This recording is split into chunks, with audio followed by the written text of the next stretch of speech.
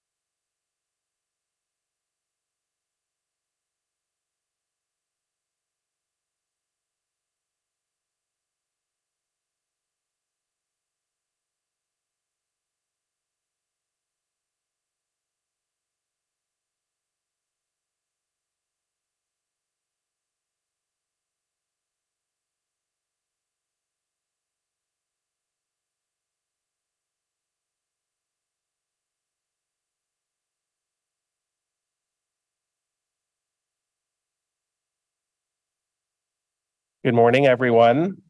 We're going to be starting in about a minute, so if we could please take our seats, that would be great.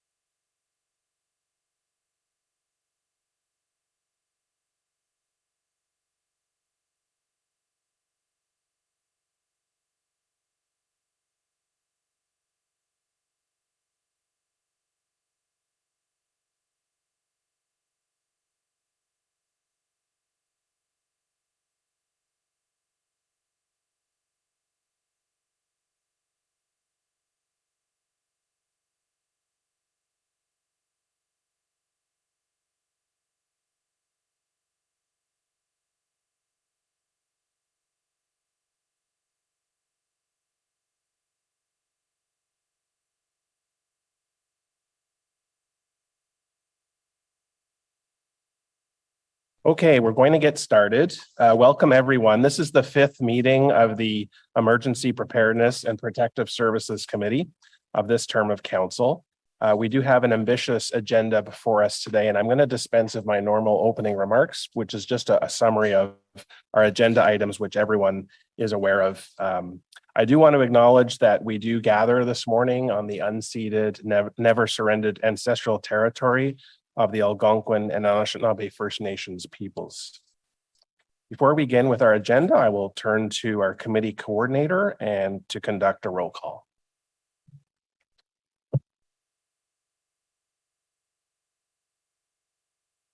Councillor Bradley. Here. Councillor Desroches. Here. Counselor Dudas, Present. Counselor Devine. Here. Counselor Hubley's away, Counselor Johnson, Ici. Counselor Kelly. Present. Counselor Luloff. Counselor Luloff. That's a yes. Conseiller Plante, Ici. Vice Chair Hill. Present. You have quorum, Mr. Chair. Thank you. Okay, item 2 are declarations of interest. Are there any declarations of interest any member wishes to raise? Seeing none, item 3 is the confirmation of minutes of this committee that met on the 18th of May, 2023. Our meeting minutes 4 of this committee confirmed. Confirmed, thank you. Item 4, Office of the City Clerk status update, inquiries and motions for the period ending 6 June 2023. There are no speakers on this item.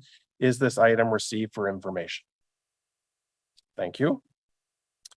Okay, all other items, it is my understanding we either have presentation and or delegations. So all other items are going to be held. I will just name them for the record. So 5.1 are the on-demand accessible taxi cab service study, minor amendments to vehicle for hire bylaw related to taxi cabs. We will hold that item. We do have 6 delegations. And I'll note that there has been some written correspondence that committee members need to be made aware of as well in the shared directory. Item 5.2 is the 2023 to 2026 corporate bylaw review work plan. Again, we have presentation, so we will hold that item as well. Following that, 5.3 Ottawa Paramedic Service 2021 and 2022 annual reports. We do have a staff presentation on these 2 items, so they will be held. The other item being 5.4, the Ottawa Paramedic Service 2024-2026 investment plan. And we will get to the other items at the end. Unless committee coordinator, do I deal with item 7 now? Response to motion 2021 private transportation companies, or do we come back to that? Customarily, it's done at the end of the meeting, Chair, but you can dispense with it now if you wish. No member wants to hold this item. All right, so we will note that. Okay, we'll go back to our first item, held item, which is item 5.1, on-demand accessible taxi cab service study, minor amendments to vehicle for hire bylaw related to taxi cabs. And start off, I believe we'll start with the General Manager Ayat, for introductions. Thank you, Chair. Today, Roger Chapman and his team will present to you the recommendations to improve the on-demand accessible taxi cab service in Ottawa. Many of you have heard the difficulties faced by the people with disabilities to get taxis when they need it. Thank you, Roger, Christine Hartig, and Kayla Woods, for taking the time to look into this issue from both the perspective of the person with disabilities and from the taxi industry perspective to present recommendations that will hopefully improve service. Staff considered the consultant's recommendations, which looked at a variety of options to address accessible taxi service. The 3-year pilot proposed in this report will allow the city to monitor and ensure the initiatives are having a desired effect on the accessible taxi cab system. Le projet pilote de 3 ans proposé dans le rapport permettra à la ville de surveiller les initiatives proposées et de s'assurer qu'elles ont les effets voulus sur les services de taxi accessibles. And now over to Roger for the rest of the presentation. Thank you, Mr. Ayat. Good morning, Chair and members of the committee. I have with me today Christine Hartig, who's the Program Manager of Operational Support, Kayla Woods, who's our Issues Management Specialist. I have Michael Lalonde, who's the Enforcement Supervisor. And I also have with us today David Saint, who's the consultant who conducted the review, the accessible taxi review for us. And he's here to answer questions as well on the great work that he's done. As you know, Bylaw and Regulatory Services licenses and regulates the vehicle for hire industry which includes limousines, private transportation companies, and taxi cabs in Ottawa. We're here today to discuss accessible taxi cab services specifically. Next slide, please.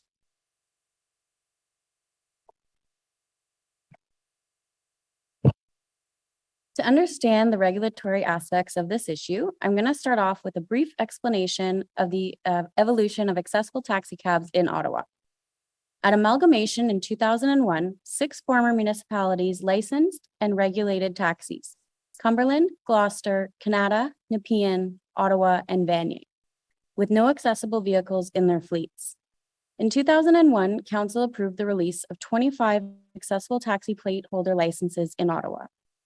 In 2005, when the regulations of the 6 former municipalities were harmonized into one single bylaw, Council approved the issuance of 40 new accessible taxi cab plates annually starting in 2006 until the end of 2009, for a total of 185 accessible taxi cab plates to be in service by 2010. A formula for the calculation of the required number of plates based on population was embedded into the bylaw, along with the requirement for a minimum number of accessible vehicles based on fleet size. By the end of 2006, a total of 65 accessible taxi cabs were in service. Time was required to obtain the necessary specialized vehicles and meet all of the requirements of both the bylaw and the provincial accessible vehicle standards. As of 2012, any new plates issued as a result of the application of the formula would be accessible. By 2016, when the formula was updated as a result of the KPMG review and subsequent report to Council, the number of accessible plates that could be issued totaled 191. Currently, of the 191 fully wheelchair accessible plates or vehicles that could be operating, only about 80 are currently on the road, with about 20 or so of those working on paratranspo, which are pre-scheduled fares only. Those numbers do fluctuate depending on para user needs, as not all require a fully wheelchair accessible vehicle, and standard sedan taxi cabs also provide para service. In recent years, there has been a significant decline in the number of interested applicants and licensees for accessible taxi cab plates vehicles. This is in part due to the rising and additional costs with accessible vehicles, including vehicle and conversion costs, about $100,000 and up for a new fully wheelchair accessible vehicle, and additional costs associated with the repairs and maintenance of accessibility related parts, such as ramps. Further, the 10-year age limit is limiting plate holders and drivers' interest in getting back on the road, as many purchased accessible vehicles in 2012, so they're debating on whether or not to purchase a new one. In addition, the pandemic has changed the face of the industry. Specifically, it has contributed to the driver's ability to operate given fewer fares available, and as a result, those still driving do so with only one driver per plated vehicle, unlike the multiple drivers on the vehicle of previous years. Enforcement efforts, either in response to complaints or as part of focused programs, have not been sufficient to improve availability and quality of service, in part because the vehicles have to be on the road in order for enforcement to be effective. As a result, the City commissioned the on-demand accessible taxi cab service study with the goal of getting all of the current 191 allowable plates back on the road and ultimately improving service for the community of people with disabilities who are reliant on this service. Next slide, please. Since 2016, and as a result of council direction arising from the 2016 Taxi and Limousine Regulation and Service Review Report, private transportation companies licensed under the Vehicle for Hire bylaw have been paying to the city a voluntary per trip accessibility surcharge, which form the Vehicle for Hire Accessibility Fund. The per trip surcharge started at 7 cents, and following further negotiation with private transportation companies, it was increased to 10 cents effective July 2020, where it remains currently. Next slide, please. In 2019, Council approved the Vehicle for Hire Accessibility Fund allocation plan, which recommended provisions of funds for not-for-profit and community agencies to 1, expand accessible transportation services in rural areas, 2, a reduction in the cost of taxi coupons, And 3, an increase in the maximum allowance of taxi coupons per customer.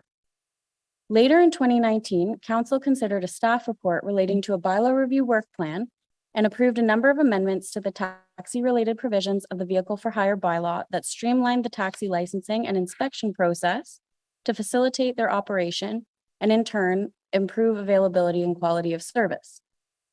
At that time, Council also directed staff to review the feasibility of a study of on-demand accessible taxi cab service and subsequently approved the retention of a consultant to undertake such a study, which has since been conducted. The consultant, as part of his process, conducted extensive research, benchmarking, and discussions with taxi industry stakeholders, Paratranspo, the Accessibility Advisory Committee, and individual accessible service users who had previously contacted the city, resulting in a final report to staff with recommendations. Staff, as part of the development of its report, has circled back with those same stakeholders to identify the consultant's recommendations and solicit feedback, which helped form the staff recommendations being presented today. Next slide, please.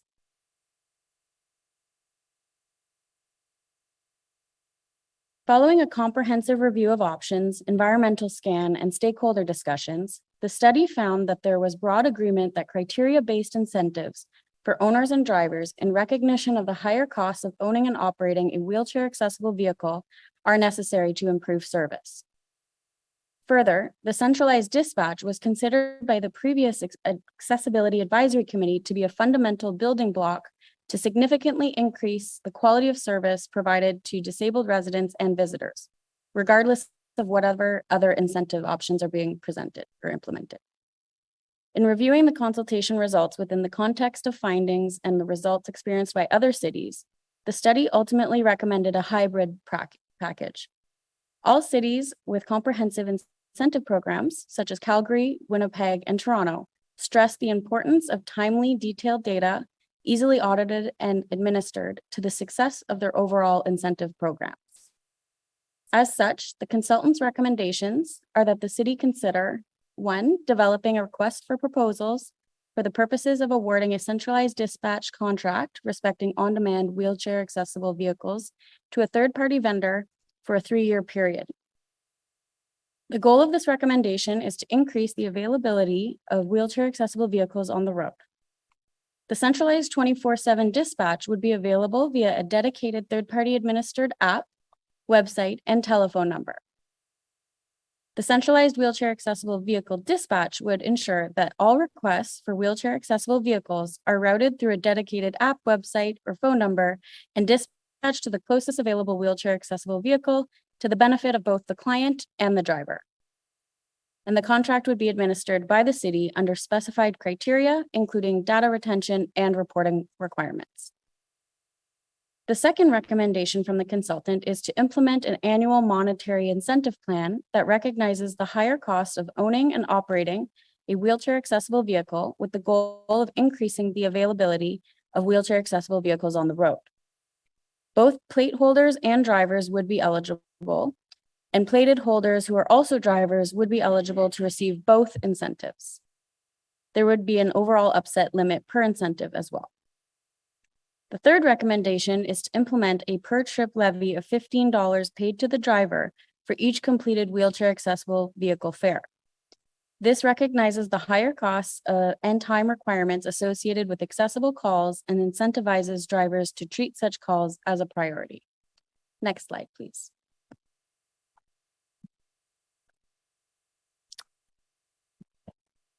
Upon reviewing the consultant's findings and recommendations, staff consulted with those same stakeholders, including the taxi industry, Paratranspo, and private transportation companies. In addition, staff presented the consultant's recommendations to the new Accessibility Advisory Committee, as well as various stakeholders and accessibility advocates through the Ottawa Disability Coalition.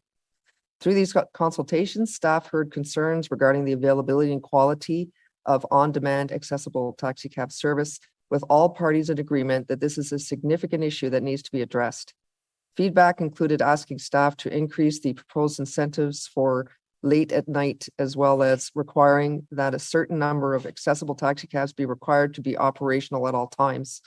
Staff carefully considered this feedback and determined that incentivizing night service may have unintended consequences and work against the other recommendations that are being proposed.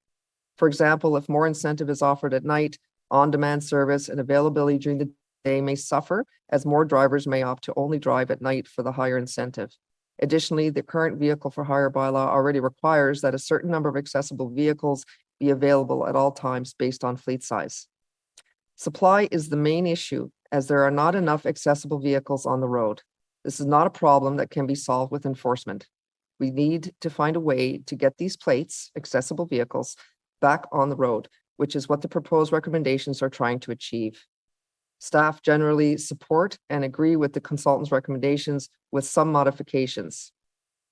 The first staff recommendation stemming from the on-demand accessible taxi cab service study is to develop, negotiate, and implement a 3-year pilot contract with 2 optional 1-year extension periods subject to mutual agreement of the city and the contractor for a centralized dispatch service for on-demand wheelchair accessible vehicles in consultation with the chief procurement officer and in accordance with the procurement bylaw. Staff will evaluate and report back to committee and council on the efficacy of the pilot. The second staff recommendation is for annual incentive grant on a 3-year pilot basis of a $5,000 per year for 3 years for each accessible taxi cab plate holder licensee or vehicle owner for investment in a fully wheelchair accessible vehicle subject to eligibility criteria prescribed by the chief license inspector, and to B, up to $2,000 per year for each accessible taxi cab driver for fully fulfilling criteria prescribed by the chief license inspector, including but not limited to accepting all on-demand wheelchair accessible trip requests and maintaining the vehicle operational and available for dispatched requests 50 hours per week, 48 weeks annually. And where the plate holder licensees or vehicle owners were also licensed and actively working drivers would be eligible to receive both incentives. The last recommendation stemming from the consultant's report is the implementation of a $15 per trip contribution payable to the accessible taxi cab driver for each completed on-demand wheelchair accessible fare, subject to the eligibility criteria prescribed by the chief license inspector on a 3-year pilot basis, and would apply to on-demand wheelchair accessible taxi cab drivers who are not under contract with Paratranspo. These recommendations are intended to improve availability, timeliness, and overall quality of on-demand accessible service. Next slide, please. With respect to regulatory issues, although a number of taxi industry concerns raised with staff previously have been addressed either through bylaw amendments or administratively where lawful and feasible, there remain others that were identified both with staff and during the consultants' discussions with stakeholders that have been reviewed as part of this staff report. As these matters were out of scope for the study itself, the consultant did not make specific recommendations, but did indicate that anything encouraging re-entry into the accessible taxi cab service would be beneficial to enhancing and improving on-demand accessible service. Upon review and further consultation with the industry, staff is also recommending amendments to the vehicle for hire bylaw to recognize the higher costs associated with operating an accessible taxi cab and to encourage re-entry into the business, getting the accessible plates back on the road. The proposed amendments to the vehicle for hire bylaw include reduce the accessible plate holder license transfer fee to $312 per plate transfer, repeal the requirement that standard and accessible taxi cab vehicles must be less than 5 model years of age upon entry to the fleet, and to provide for an increase of the current 10-year vehicle age limit to 12 model years for taxi cab vehicles that are fully wheelchair accessible, fully electric, or hybrid. Next slide.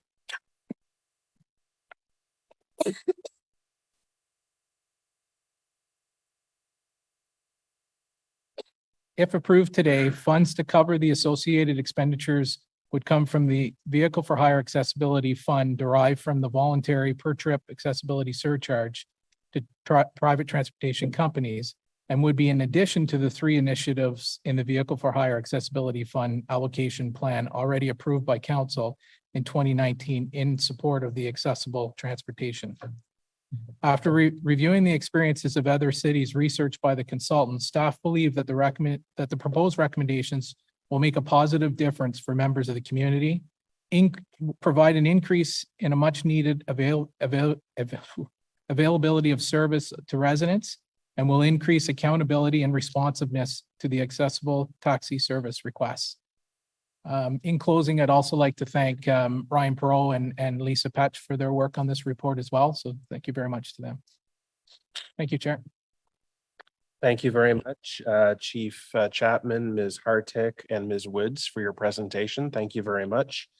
And to our consultants as well for your report and time and effort that got us here this morning. So before we receive delegations, I do want to recognize Councillor Bradley, who has a motion that she will be presenting. And in order to respect our delegates, I'd like her to read that on the record now. So Councillor Bradley. Thank you, Chair. So I'll just read the motion. So whereas the vehicle for hire bylaw regulates taxi cabs, limousines, and private transportation companies, and whereas accessible on-demand taxi cab service has suffered due to the lack of accessible plates vehicles on the road, resulting in inadequate service to the accessible community. And whereas a centralized dispatch service for on-demand wheelchair accessible vehicles has been identified to improve the availability and quality of service. And whereas there is currently only one taxi cab dispatch firm operating in Ottawa, and previous market scans have identified that this specific dispatch firm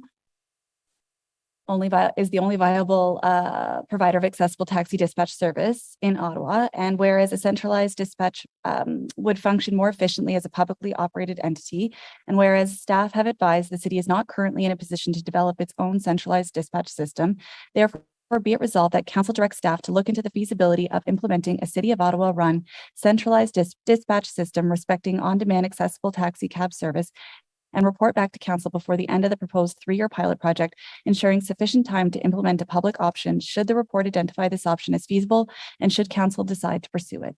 Thank you. Thank you, Councillor. So we'll deal with that when we deal with the other set of recommendations from staff.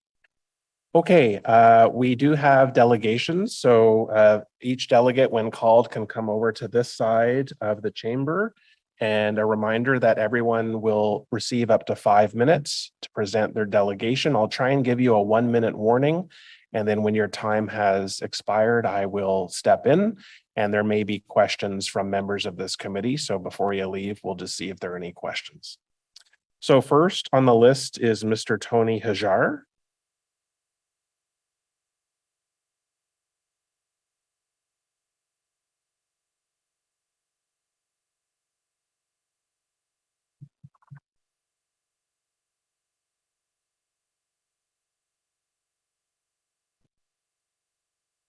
Good morning, Mr. Hajar. You have 5 minutes. Good morning. I am here to speak mostly on why the accessible service is suffering. And I'm sorry I have to squeeze everything in the 5 minutes because there is a lot. The main reason why the accessible service is suffering is not because of lack of cars, but it's also lack of all taxis.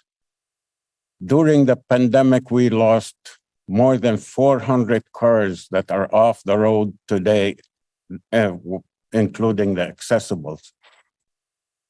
Now, after Mr. Chapman asked me on my views, I started talking to all people involved, and I found out there are few reasons why the accessible service is suffering is because a lot of these accessible cars are too busy serving the standard calls. But I've also found out that the other part of society that are suffering more than the accessible wheelchair-bound people, like the seniors and physically handicapped people who rely solely on taxis. These people, no one is here to speak on their behalf. And I wasn't here to speak on their behalf, but I gotta let you know this.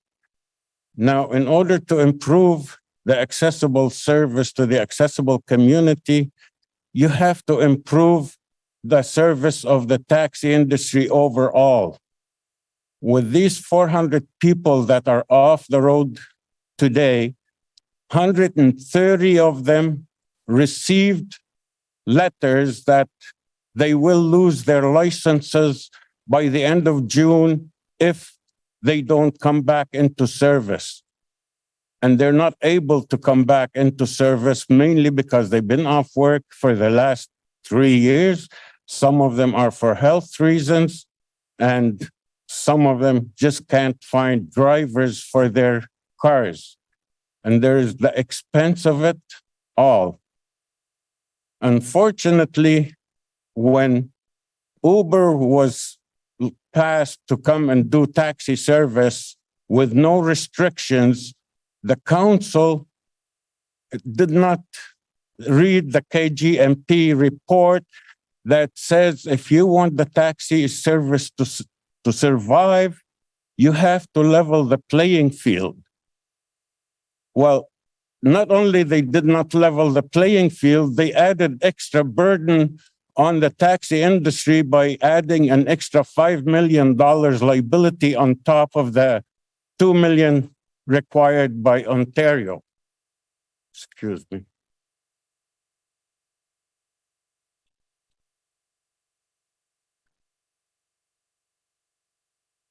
And now, these 130 people, they're plate owners, taxi license owners, and they were sent letters that they will lose their plates if they can't come back to work. But these people have suffered enough.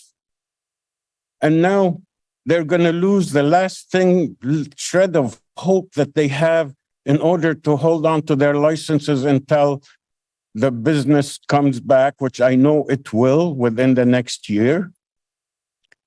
But how cruel can it get to these people? 1 minute. Who are losing everything, and now they are informed that they will lose whatever little they have left. So I was hoping that you would have heart in order to let these people keep their licenses at least until they have a chance to resell them or to find drivers to work on them.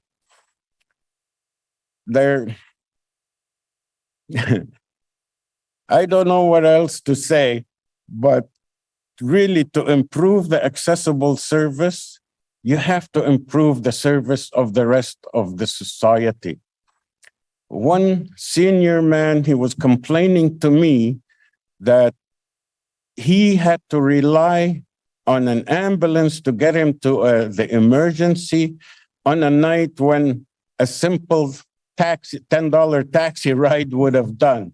Mr. And he Hajar, was complaining because the ambulance charged him $50 to get him to the emergency. your time is up, Mr. Hajar. I'm just going to step in. I just want to be respectful of everyone's time, and we do have a number of speakers today. So let me just ask I'm if sorry. it's okay. Are there any questions for this delegate? Can I turn Seeing this none. on because I couldn't hear a thing? There are no questions, so we thank you for your delegation. Thank you. Does this thing work? We're finished. Your delegation finished? is finished. Yes. Thank you. There are no questions. Okay. So we're going to move on to the next delegation. All right. Thank you. Thank you. So our next speaker is, next delegate is Dr. Lynn Ashton, and I believe the doctor is online.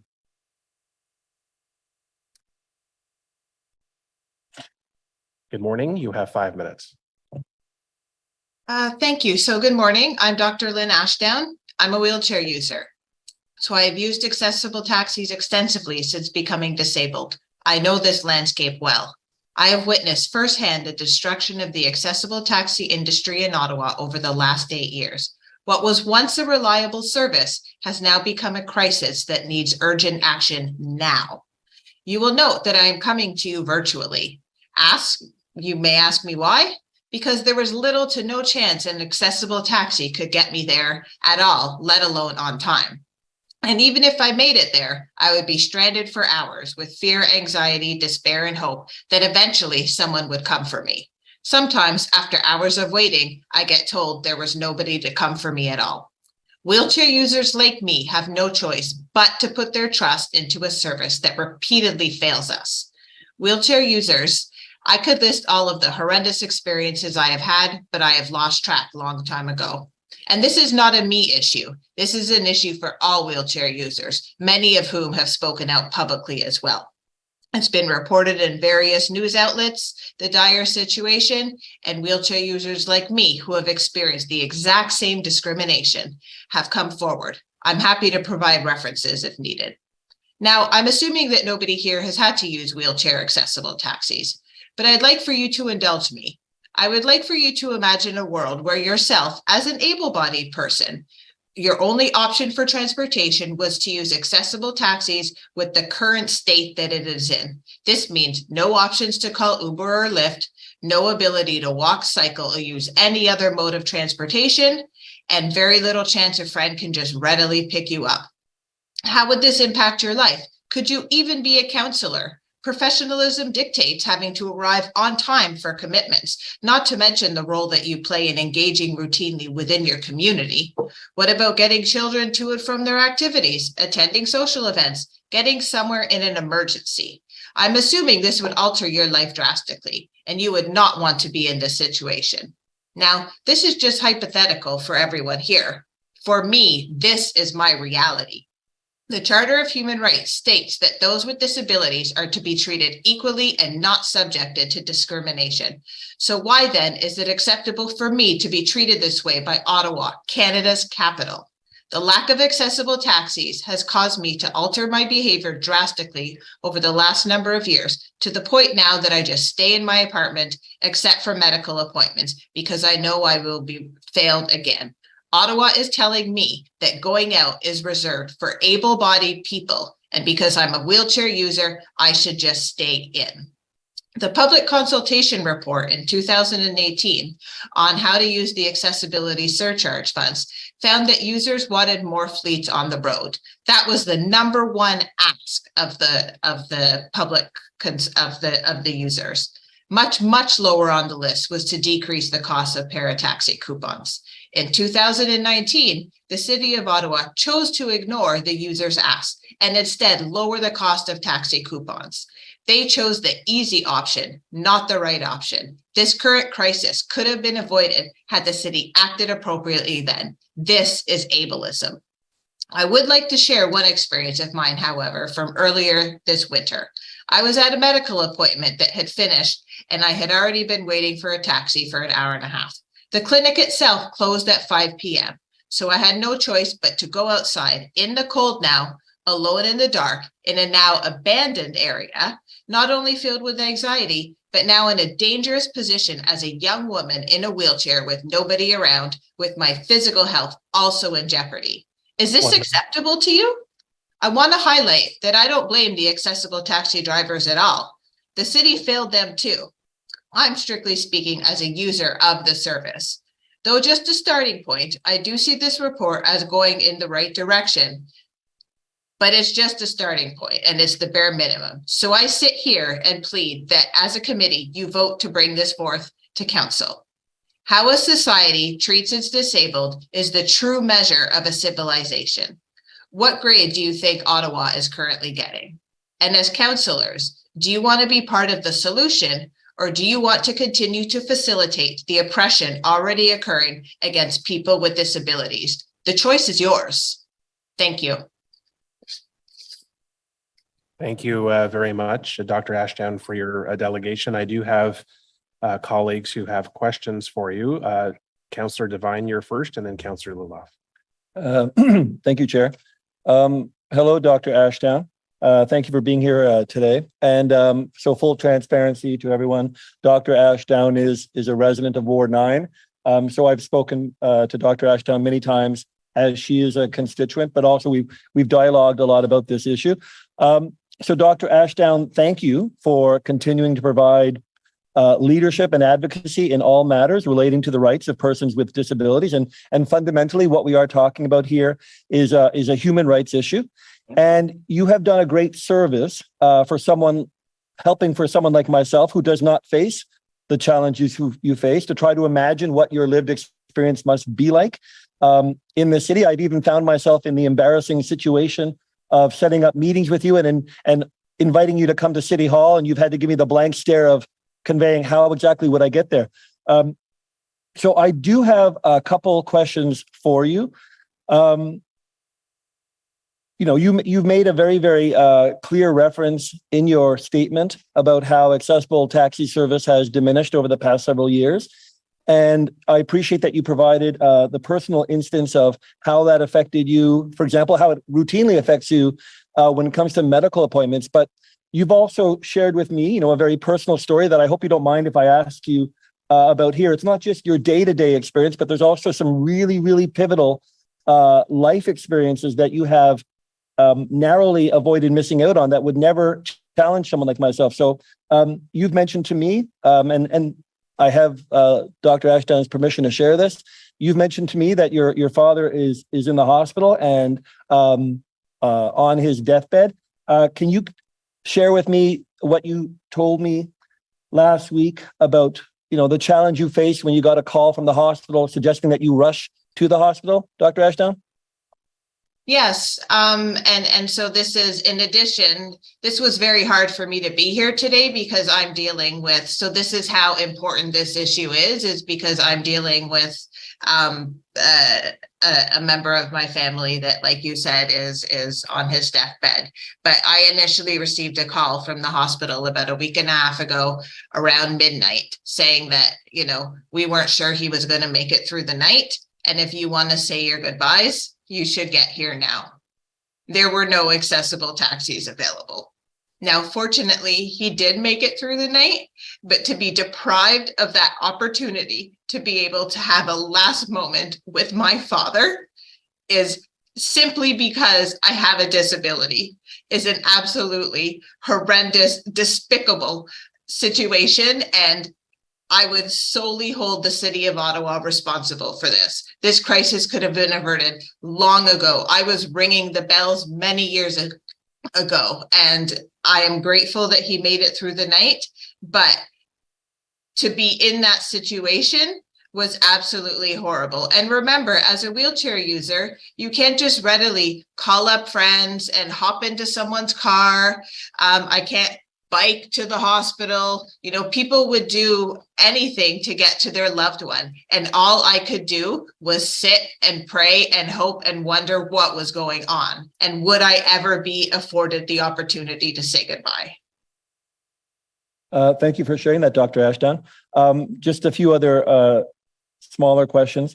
And you and I have spoken about this before. And when we talk about, fixing accessible taxi service, we can't have that conversation without the same time having in the back of our heads the gaps and the service level we have to improve at paratranspo. But Dr. Ashdown, is it of your opinion that knowing that so much of our accessible taxi service is filling the gaps, being service tied to paratranspo, is it of your opinion that while we are certainly going to be making some steps today until we rectify the other situation with paratranspo, we will still encounter significant gaps of service to persons in your situation? Absolutely. And the thing is that the way that it's framed by the city is that the accessible taxis are only supposed to be there for overflow on a day when there's more users, but that actually isn't the case. It is the standard of how paratranspo operates. So if we take away the accessible taxi drivers that are actually filling the daily demand of paratranspo and sort of incentivize them to come towards the on-demand service, well, then we're leaving a huge gap in paratranspo and what is already a bad situation with paratranspo, which, by the way, is not AODA compliant. So that's going to make that situation much worse. So we can't just fix one situation without actually addressing the shortage and the issues that paratranspo is actually facing, and really forced paratranspo to become AODA compliant. The other thing that wasn't mentioned in the report was that most of the taxi drivers, the accessible taxi drivers, in order to make ends meet, they do school taxi runs every day. And so that means that during the hours of 7:30 to 10 o'clock and then 2:30 to 5:30, they actually, even if they are working that day on demand, they're actually not available during those times. And this was not mentioned. I read this report in entirety, and that was not mentioned at all. So in addition to a shortage of accessible taxis, I've altered my behavior that I don't even book my medical appointments during those times, which I don't have full control over either. And that was excluded from the report, which I think was a massive oversight. Dr. Ashdown, I will be raising that question to staff later. I've used up my time. Once again, just thank you very much. Thank you. Thank you, Councillor, and Councillor Luloff. Thanks so much to Councillor Devine for his line of questions. And thank you so much, Dr. Ashdown, for joining us today. I truly appreciate it, and for sharing that heart-wrenching story with us. I think it does put a fine point on some of the challenges that we're facing in providing proper accessible service in the city of Ottawa. This is something that I care very deeply about, and I really appreciate your advocacy on this. So you've read through the report in its entirety. Yes. Can I get your general comments on how you think some of these measures might help, and what we're certainly missing? I do know that, providing these sorts of incentives, I think, will go part of the way to incentivizing people to take these plates and to make these modifications to their vehicles. But I'd kind of like a fulsome wrap up from you on, what you feel staff got right on this, and where further improvements might be able to be made as well. Thank you, Councillor Luloff, first off, for your nice comments and for your thoughtful questions. So some of the things that I think that they got right: it is expensive to operate an accessible taxi. So, that absolutely, we need to do that. Extending the 10-year sort of cutoff to 12 years is important, because what few accessible taxi drivers have left, they're expiring essentially this year. And so we can't make what's already a terrible situation worse. So I appreciate that. I think the incentive, the $15 sort of levy for every accessible taxi driver, for every accessible user that they pick up, that would be important. One of the things that I think is missing, though, is I kept seeing the number 191 being referenced, and it was compared to Toronto. Now, what I don't think people realize is that Toronto actually forced Uber to have a wheelchair accessible vehicle option.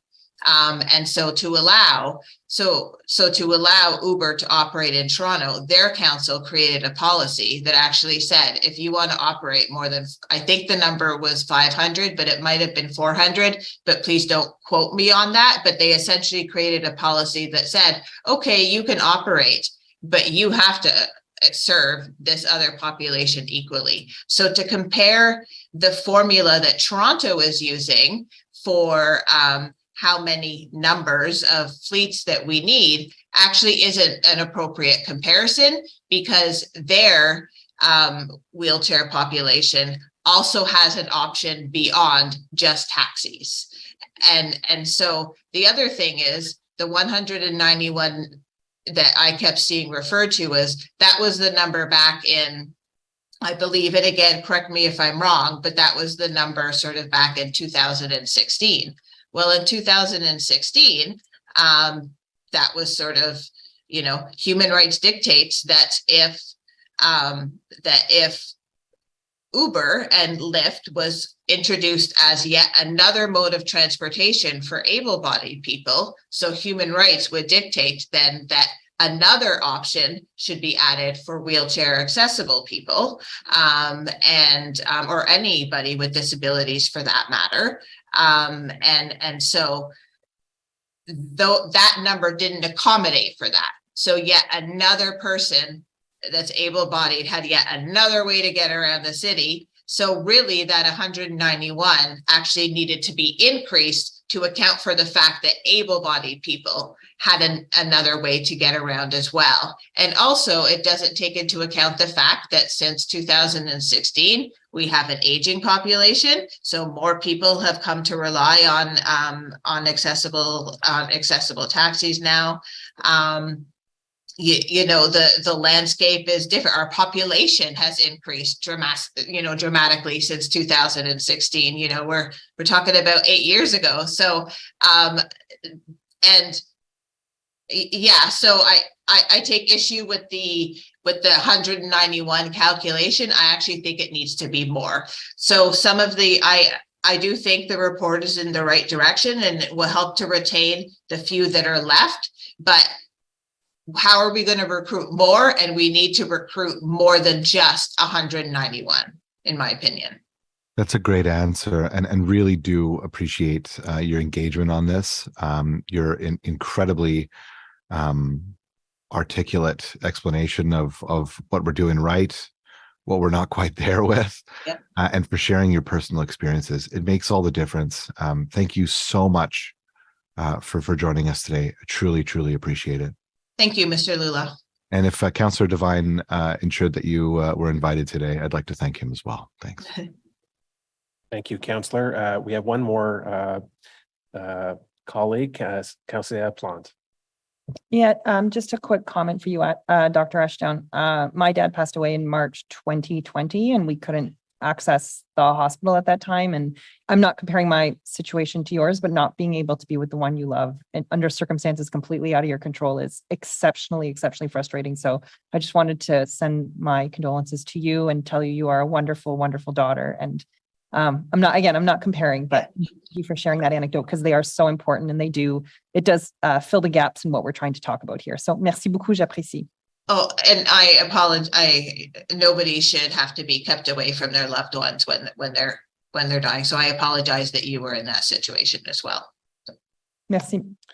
Dr. Ashdown, thank you so much for your delegation this morning and bringing your personal experience to us. It's very important for us to hear this as part of our decision making this morning. So thank you very much. Thank you for everyone's attention. Thank you. Our next delegate this morning is Georges Jarwan. Morning.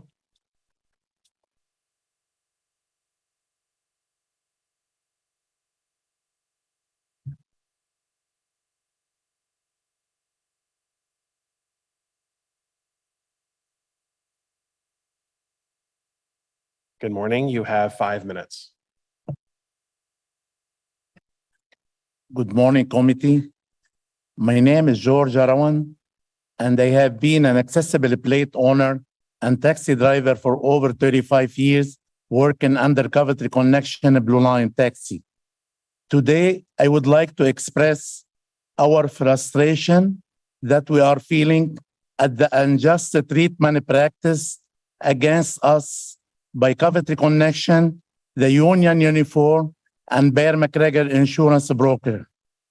During the pandemic, the former president of the local union signed a deal with the arbitrator and Coventry Connection without our consent and without going through a voting process. In this agreement, they asked the driver to pay a taxi stand fee for each month where we are not at work and give us until the end of March 2021 to pay all those fees. We believe that it's unfair to pay for a service that we did not receive during the emergency pandemic time. After the deadline, Coventry Connection terminate our plate from the fleet because we are unable to pay the company. Following this event, us, the kick-out driver, plan to go on our own and free ourselves from the monopoly of Coventry Connection by trying to establish our own company. After many search, no broker in Ontario willing to intervene in Ottawa and provide us with insurance. Now, I would like to thank the City of Ottawa for preparing the on-demand accessible taxi service study report. I have read your report and your recommendation. I disagree with you on some of the conclusion, in particular, the one where you should give this contract to the monopoly Coventry Connection, which is some mysterious way prevent any taxi driver from obtaining insurance, but through them. Instead of solving the taxi problem in Ottawa, you are contributing to make it bigger by awarding the contract to this company. Why are the 111 taxi accessible plate not able to go back to work? You missed the root cause that prevent us from going back to work, which is the commercial insurance issue and the monopoly of Coventry Connection, which gives no chance for any other insurance company to provide us with an insurance other than the one they provide. How can you award the contract to a company that does not want to allow the driver to go back to work? Also, why you want the City of Ottawa taxi company to bid on accessible car dispatching, open it Canada-wide? There are many companies in Canada that don't have insurance monopoly problem. They can bid on it.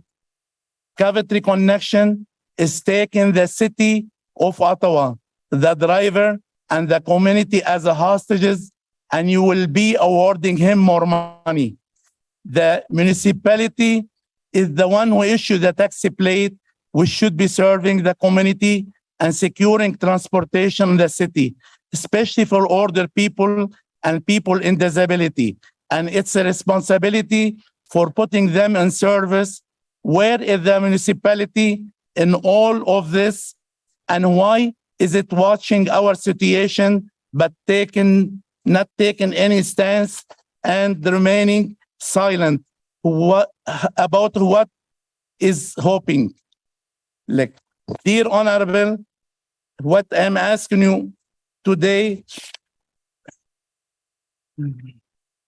the opportunity to provide better service for our citizens and for our mobility challenge and for taxi driver and their family who lost their livelihood is in your hand. I'm asking City of Ottawa to establish independent dispatch system for all the accessible, work directly with the City of Ottawa and their paratransport service, provide us a fleet insurance and the City of Ottawa. Thank you so much. Thank you, sir. I do see a member has a question. Councillor Devine.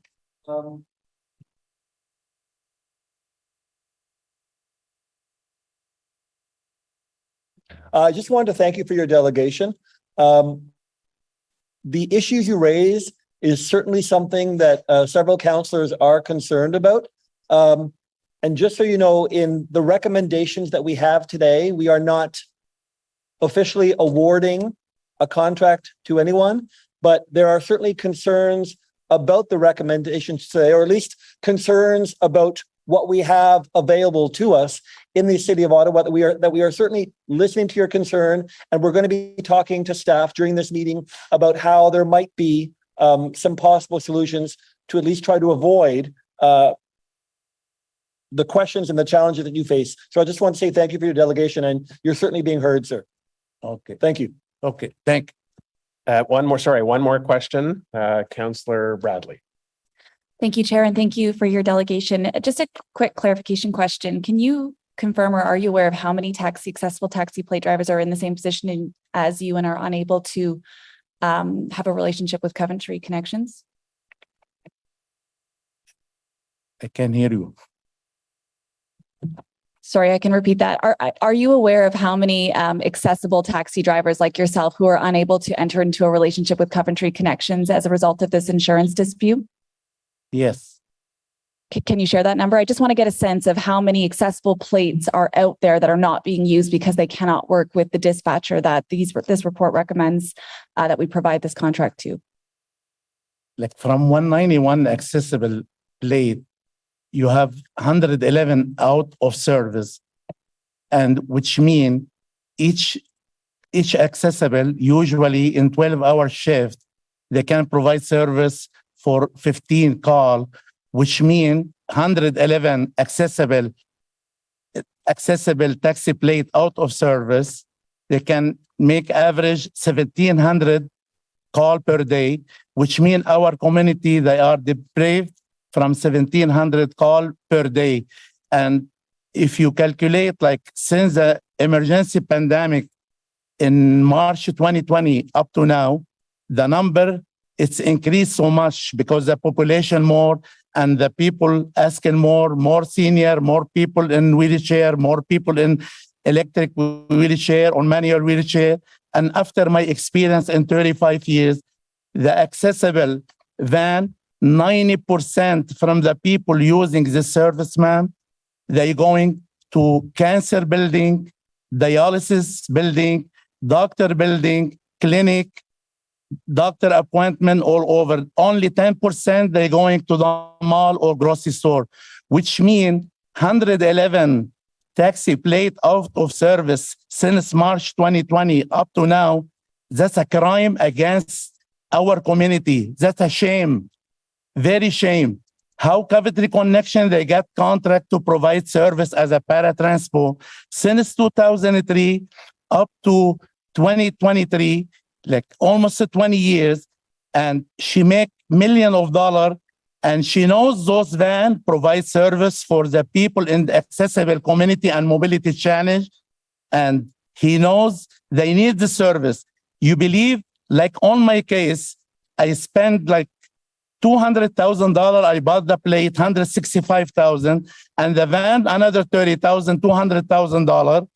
It's fair. I park my van at home. I pay every month $850 car loan payment plus another $130 in private insurance, which means cost me $1,000. And my van sitting at home, I can provide the service, and our community suffering for service, and I can't do anything. It's fair. It's not fair at all. Thank you. That's what happened to our community. That's very shame for Coventry Connections. That's why I am here today. I am very, very upset if they get the contract again, because Coventry Connection, after my experience, Sir, I'm just gonna jump in. I think you've answered the councilor's question. Thank you, Chair. And we have other delegates. You're very passionate. We love that. Thank you. But we're going to hear from other delegates this morning, and I encourage you to stay for the debate and discussion. Great. Thank you so much for that response. One of the points there I just wanted to highlight is that a lot of the clients that are using accessible on-demand service right now are going to medical appointments. And in this very same meeting, we're going to be talking about paramedic services soon. And I think that if we don't provide a quality accessible service, we're going to see that provide a further drain on our paramedic service as well. So just thanks to the delegate again for sharing. Thank you, Councillor. Okay. Views. We'll continue with the list that I have. Next is Abdul Hamid Hussein. Welcome. And following this delegate, our last delegation will be Amrik Singh. Good morning, sir. You have 5 minutes. Good morning, everybody. I am here today just because I lose $260,000 when I bought 2 accessible van in 2009 and 2014.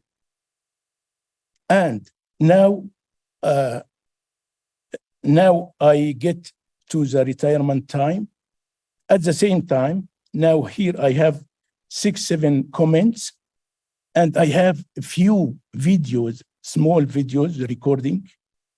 And I had a special website on YouTube just because I'm complaining about the city.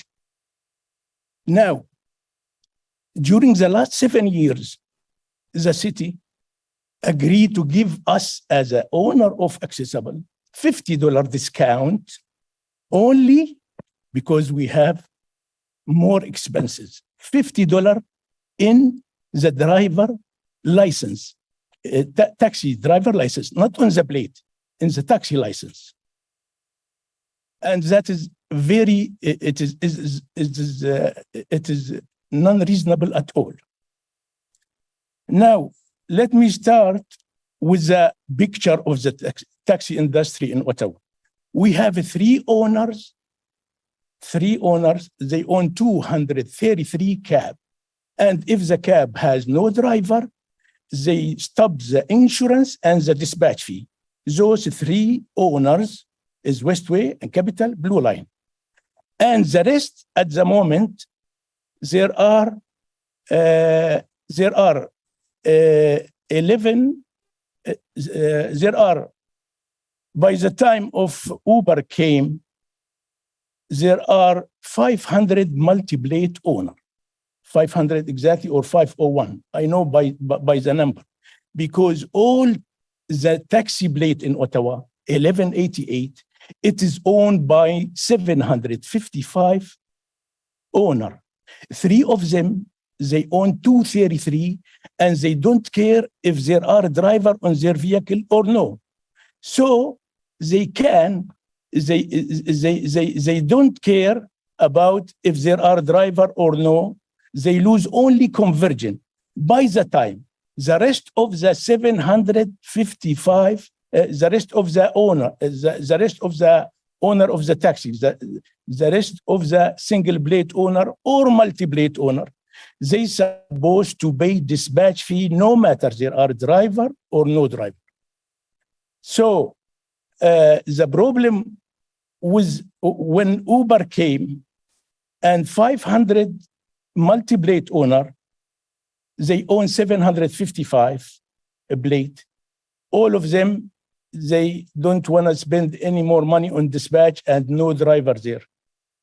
So they sell it by cheap to the single plate owner to increase the number of the single plate owner. Used to be 210 single plate owner, and now increased because the multi-plate owner like me, I left them and I don't find any buyer anyway. I have 3, 2 accessible and 1, because I expect that the average age in Canada is 82 years, and we need this service. That's why I bought the 2 accessible plate, and now no driver at all to go from the minute Uber came. 1 week after Uber, the driver, he left me and he told me why I spend more gas and more headache. By the time 3,000, 4,000, I could buy Uber car. So they ran away. 1 minute. 1 minute.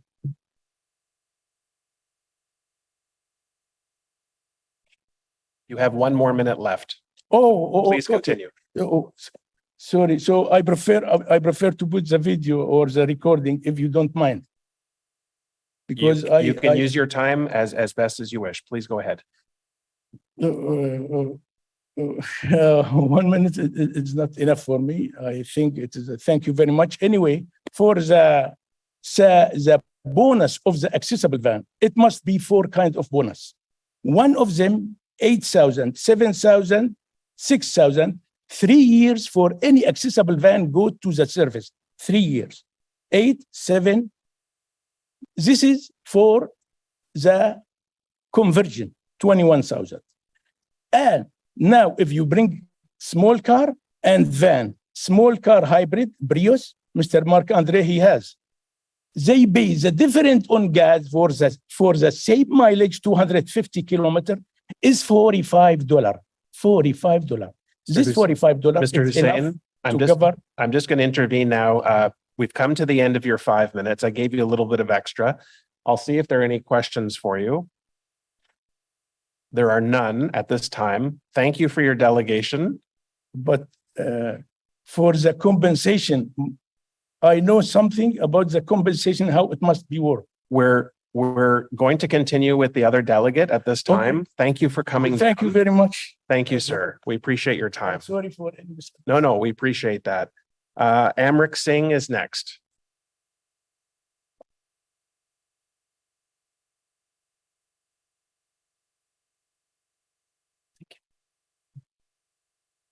Mr. Singh, good morning to you. Good to see you. You have 5 minutes, just like everyone else.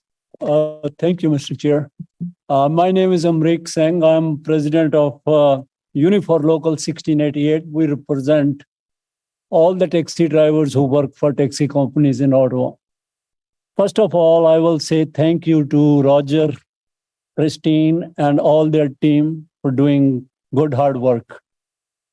Mr. Chair, if you remember, in this room in 2016, I said 10 times that if you bring PTCs without any condition, first casualty is going to be accessible drivers. And that's what's happening today. And I am cautioning you today again, throwing money on the problem is not going to work. A accessible taxi driver does not matter what work you do in your life. You need enough money at the end of the day to support your family. Accessible drivers, when we have more than 180 drivers, they used to drive 1 or 2 fares a day with people on wheelchair. Rest, they make their living by driving ordinary public. Now, if you don't help that section of, so that we have enough people taking taxis and relax some bylaws which govern all taxi drivers, my worry is this proposal may not work. Now, there are a lot of plate owners accessible who are sitting home because they did not renew their plates. Why don't we give them their plates back and let them work? Now, how you can help the whole situation? Like accessible taxis, non-accessible, we work at the airport, we pay $5.50 to the airport authority. Anytime I pick up a fare at Ottawa Airport, I pay $5.50 to the airport authority, then I pay insurance, then I pay my stand fee, then I pay the credit card fee. Now, how can we afford? What we are proposing is you pass that on to the consumer, put that in the tariff card. As the whole world run that way, the consumer pay. Plate transfers. When the plates were being sold for $350,000, we used to pay $4,200 transfer fee, transferring from A to B. Now the plates are sold for $10,000. We're still paying $4,200. Well, why? Now, there are things like age of the vehicle. Thank you to the Rogers team that they are saying it's increased to 12 years for accessible and electric and hybrid vehicles. But there are very few left. Can you please make it 12 years for everybody? That will be less work for you and it will be good for the present taxi drivers. Now, there are minor things like time off. If taxi driver want to go, most of us are immigrant, want to go back to his country and take time off, there are too many restrictions imposed. Councillor Diane Dean and our ex-mayor keep on saying in 2016 that we are taking the handcuffs off, but you're putting more. They ask you, where are you going? I don't know. 1 minute. I'll bring you a ticket. Why? Because I look brown, I have to go out of country. I may want to spend time in my basement. Why city care? You are a regulator. You are not our employer. There are inspections. We are saying the inspections, there is no need of inspections now. We can give the safety certificate to the city of Ottawa every year or maybe twice a year. And that should be allowed. And all the plates who are not working, I think the city should renew them. And some of those people will come back, especially accessible, and they will help the situation to drive accessible fares. And some of those people should be drive independently. Today, the bylaw is for accessible that you have to work for a company. And if the company don't take you, you can't work. If people want to work independently, they should be allowed. Mr. Singh, that's your Thank time. you. Thank you. I see the time. There is a question, at least one from a colleague. So I'm going to yield the floor to Councillor Johnson. Hi, thank you very much for your delegation. So many of the things you listed, I think will be with respect to the larger bylaw review, which will be coming later on or at the beginning of next term. But specifically with the accessible plates, I wonder what has the union been doing to support those drivers that hold either accessible plates or drive the vehicles in their dispute with their employer? How have you been helping them to get back to work? Excuse me, I don't understand your question. Well, I just wonder if they're a membership in a union, the union is trying to support them to get back to work. I understand from another delegate that we have a dispute on our hands that is limiting those drivers that want to get back on the road. I'm wondering what role Unifor is taking to support those workers to get back to work. Well, if you are talking about some drivers, accessible and non-accessible, who are not allowed to come back to work, my predecessors, the union, had mediated settlement with the company through Sydney Baxter, the arbitrator. Okay, that arbitrator put a condition that all those people who want to work for these companies must pay their dues by 21st of, I think, March 2021. So those who did not pay the dues according to the arbitrator were terminated. What the union doing for them is the arbitrator settlement. Both parties have to agree. The union is ready to help, but the union alone cannot, because it's the arbitrator settlement and now is it in the collective agreements. So does that mean that those drivers and those plates are just lost in this system forever? Well, why don't you allow them to work independently? If the city really want to help, allow them to work. Okay, thank you. Thank you. I see no other questions. So, Mr. Singh, thank you for your presence today and your delegation. Thank you. We will begin discussion momentarily. So thank you very much. Okay, now is the time for the committee to reflect on the recommendations before us. I do want to ask staff first to comment on Councillor Bradley's motion that she tabled at the beginning. If you could just provide some context and a staff response to her motion, I think that will help. And I do want to make everyone aware that Councillor Leeper whispered in my ear that there are refreshments in the green room beside us, should you make yourself available. And since I'm chairing this meeting, the first person who goes in has to bring me something. So, but to staff on Councillor Bradley's motion, I'll yield the floor. Go ahead, please. Thank you, Mr. Chair. Staff do support Councillor Bradley's motion. We're prepared to monitor the 3-year pilot and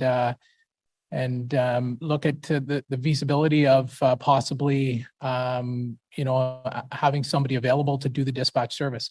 The challenge that we have right now is that we're not aware of anybody else who can provide this service. So I know we've heard today that, the concerns about Coventry Connections being awarded this contract. Again, I remind committee that the recommendation is for city staff to, whether it's RFP, but to enter into discussions to, acquire a contractor, but also to discuss implementation and along with some performance standards. So it's something that we take very seriously. We understand the concerns. We've heard the concerns from committee members when we did our rounds. And it's something that we are taking into consideration when negotiating this contract. Okay, I appreciate that context and reply. Okay, Councillor Lulaf, questions, comments on the recommendations before us. Councillor. Thank you. Yeah, thank you so much, Mr. Chair. So I mean, we have the Bradley motion in front of us. I'm also wondering if there's dispatch services already being provided for those in our accessible community through paratranspo. Is this something that might be able to be wrapped in to paratranspo so it's just one telephone call? I mean, if you're calling in to paratranspo to book a bus and they know that there's not one available at that time, is there an opportunity there to then have the paratranspo operator dispatch an accessible cab? Just to make things a little bit easier, I see I'm getting a call here. I'll turn it off. Please go ahead. Thank you, Mr. Chair. Great question, Counselor. And again, this is something that we did consult with Paratranspo. Unfortunately, the Paratranspo do not dispatch to accessible taxis currently. They're not set up to be a dispatch service. They're a call intake. They prepare a list of addresses, names, and phone numbers, locations of where pickups are required, and they share that list with Coventry Connections, and Coventry Connections prepare the dispatch logs and dispatch the accessible cabs to those calls. Okay, thank you. Thank you, Councillor. Councillor Bradley. Thank you, Chair. And just to touch on comments from my colleague, Councillor Luloff, I did touch base with Renee Amilcar this morning with regard to my motion. She's prepared to work with bylaw services on this as well, recognizing that if we did go with an in-house option, likely it would fall with transit services. But I'll go with my questions to staff. One of the delegates, Mr. Hajar, had mentioned that there's 130 accessible plate holders that will have their place revoked if they do not get on the road. He said June, but we're in June now, so I'm not sure if that's the timing or if it was June of next year. I'm just wondering that if these recommendations were approved today, how would staff be working with these drivers to share these incentive programs to perhaps extend that deadline to get them back on the road if they have these incentives in place? Through you, Mr. Chair. Thank you, Councillor, for the question. We've engaged in conversations with Mr. Hajar throughout this process. We've been clear that our intention is to have these 191 plates back on the road. We're invested in this. We know that this service is very important to the community. As we've said in the past, enforcement's failed. Without the vehicles on the road, enforcement's not the solution here. But we need those plates back on the road.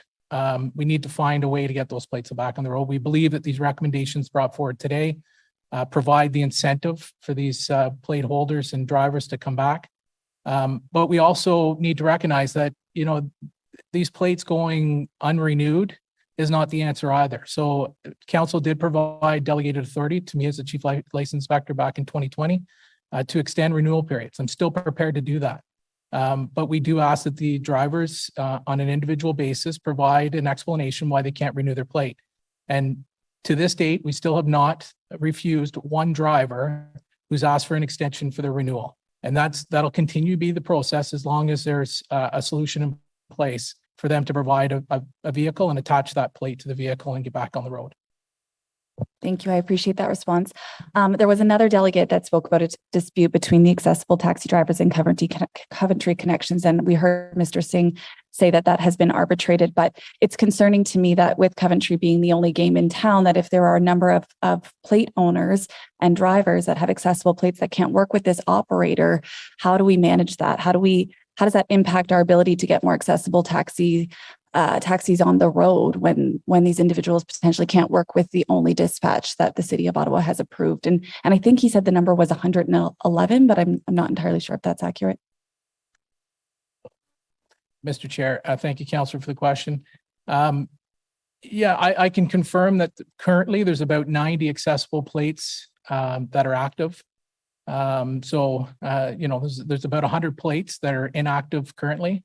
Again, we're hoping that these recommendations brought forward will provide enough incentive to bring them back.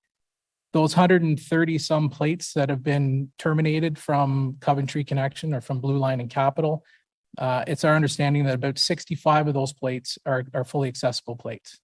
And that's our focus right now, is to get those accessible plates back on. I was reminded yesterday that there are other brokers, that are licensed here in the city. Westway being one, and I understand that Westway is prepared to take those 65 plates back on today, if possible. There is opportunities for them to get back on. I have had conversations with Marc-Andre Way, who's the broker and CAO of Coventry Connections, about our concerns about these plates and how we can better the opportunity for them to come back on the fleet. Again, these are labor issues that are between the union and the broker. And again, I remind everybody that we're in a unique situation here where City of Ottawa has a union for their taxi drivers. There's only one other municipality in Ontario that has a union, that's Windsor. and only one other municipality across the country that has a union, and I believe that's a small city somewhere in Saskatchewan. So we're very unique here. There's not a lot of learning experiences for us to deal with, being that we're a major city here with a union that has a collective agreement that governs a lot of these issues. Thank you. So this report and the recommendations before us would allow the flexibility to enter into an agreement with more than one broker. So if Westway was prepared to take on those 65 accessible taxi cabs, we have that flexibility built into this report. They would still qualify for the incentives. It would perhaps I just read the recommendations wrong. I just want to understand that. Mr. Chair, yes, Councillor, that's correct. If they're dispatched through the centralized dispatch system, they would be eligible for those incentives. Okay, great. That's a great segue just into the incentives. I have a couple questions. So the $5,000 incentive, it said plate holder / vehicle owner. So do you have to own the vehicle to get the incentive, correct? You have to have a plate and own the vehicle? Mr. Chair, that's correct.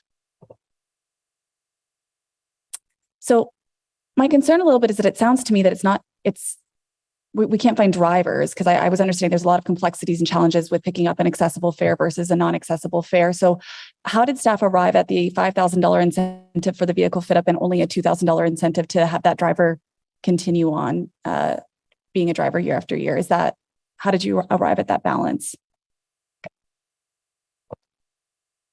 Mr. Chair, Councillor, if I understand your question correctly, maybe just a point of clarification. So in many cases, the plate holder, vehicle owner, and driver are all the same person.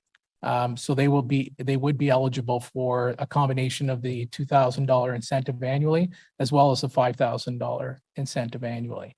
So they would be eligible for the $7,000. And is that unique to accessible fares? Because it was my understanding that it was mostly plate owners were not also operators. So is that unique to accessible then, as opposed to non-accessible plates? Mr. Chair, that's correct, Councillor. Those are unique to the fully wheelchair accessible vehicles only. I'm not sure how I'm doing on my time, but I have one more question.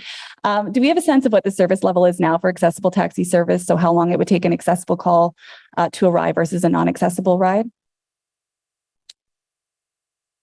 Mr. Chair, again, I don't have those exact numbers. I can tell you that when we started focusing enforcement in this area, when we saw that that the industry was, the community was suffering, and that the industry wasn't providing the much needed service. We started some focused enforcement on this initiative. And, what we saw was that every time a call came up, the dispatch board would go dark.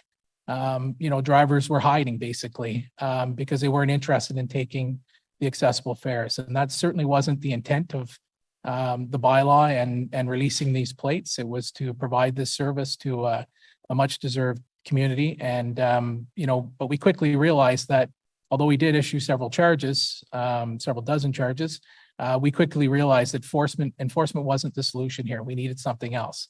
And that's what led to this, the accessible taxi study that we did. Thanks so much. And that's my main concern here today as well. At the end of the day, we want to ensure that we have quality, accessible service, on-demand taxi service for the residents of Ottawa. And I think that's what we heard from some of the delegates today too, and that this report may get us partway there, but maybe not all the way. I would be interested to see that if we do approve this today and we enter into an RFP process, that we wrap around benchmarks of what we want to see in terms of service standards, because I know I had a conversation with Mr. Way in my office, and he had concerns about with these current recommendations, whether or not he was going to be able to attract drivers to drive accessible cabs or make any improvements to accessible service. So we're stuck in this for 3 years, and with the only game in town and the operator saying he's not even sure he can guarantee an improvement of service, I'm just concerned. And that's why I brought my motion forward to at least at the end of this 3-year pilot, give us options to consider if maybe bringing this in-house, working with Paratranspo, so that we have control as a municipality over the level and quality of service, accessible service for the accessibility community here in the city. So I'll leave it at that. Thank you so much for all your work on this report. Thank you, Councillor Bradley, for your questions and comments. Councillor Dudas, you're next, and then Johnson, DeRoche, and Devine. Thank you very much, Mr. Chair. we heard from at least one of the delegates about how disruptive it can be to their lives if a taxi doesn't come. It's more than just a person with no accessibility issues who can have multiple options. You can hail a taxi on the street, you're waiting for your ride to come, and if they don't come, that can incredibly impact your day, your life, your ability to move around our city. I'm wondering if these recommendations are implemented by this committee and by council. Will accessible taxi users, people who have accessibility issues, will they see an improvement in the service? Will they see more of these taxis on the road? Is that the intention of this? Or is it to return to a status quo that we saw pre-pandemic? Or is it to try to incentivize growth? What can they expect to see out of this? And is there kind of an idea as the timeline as to when they may see that? Mr. Chair, thank you, Councillor. Great question. Just to step back a little bit, I mean, when we implemented this program years ago, I mean, it was the intent of the City of Ottawa to be a leader in this industry, and our intent was to be able to provide as many fully accessible taxi cabs as possible. We further, pushed that initiative by in 2012, we made the decision that any new plates that were issued in the City of Ottawa would be for fully accessible vehicles only. So we no longer issue standard taxi plates here in Ottawa. We used to be able to say that we had the best accessible service and providing that to the accessible community, not just in Ontario, but across the country. I'm not sure that we can brag about that anymore. Although I can tell you that just about every municipality is suffering in the same regard here in Ottawa as we are here in Ottawa. They're experiencing the same challenges. With all that said, though, are we going to flip a switch tomorrow and all of a sudden all these accessible cabs are going to come back on the road? I'd like to say yes, but I don't think that's going to happen immediately. I'd like to say by the end of the year, we're going to see a majority of these plates come back. I mean, I've talked to some of these drivers. I've talked to the plate holders. I've talked to the brokers. It's something that we're all, I mean, as bylaw and regulatory services, we're passionate about this. We're invested in this. We understand that, there's a service that has to be provided here, and that we're, a player in this, that we can certainly help get these cabs back on the road. And that's what we're going to work on in the next 6 months. The other point that I took from one of our delegates too is that at least in one other jurisdiction, likely in others, they're working with some of the Lyfts, Ubers, those kind of other companies to determine if they could provide more accessible taxis on the road. Is this a conversation that the City of Ottawa is having with our local franchise owners?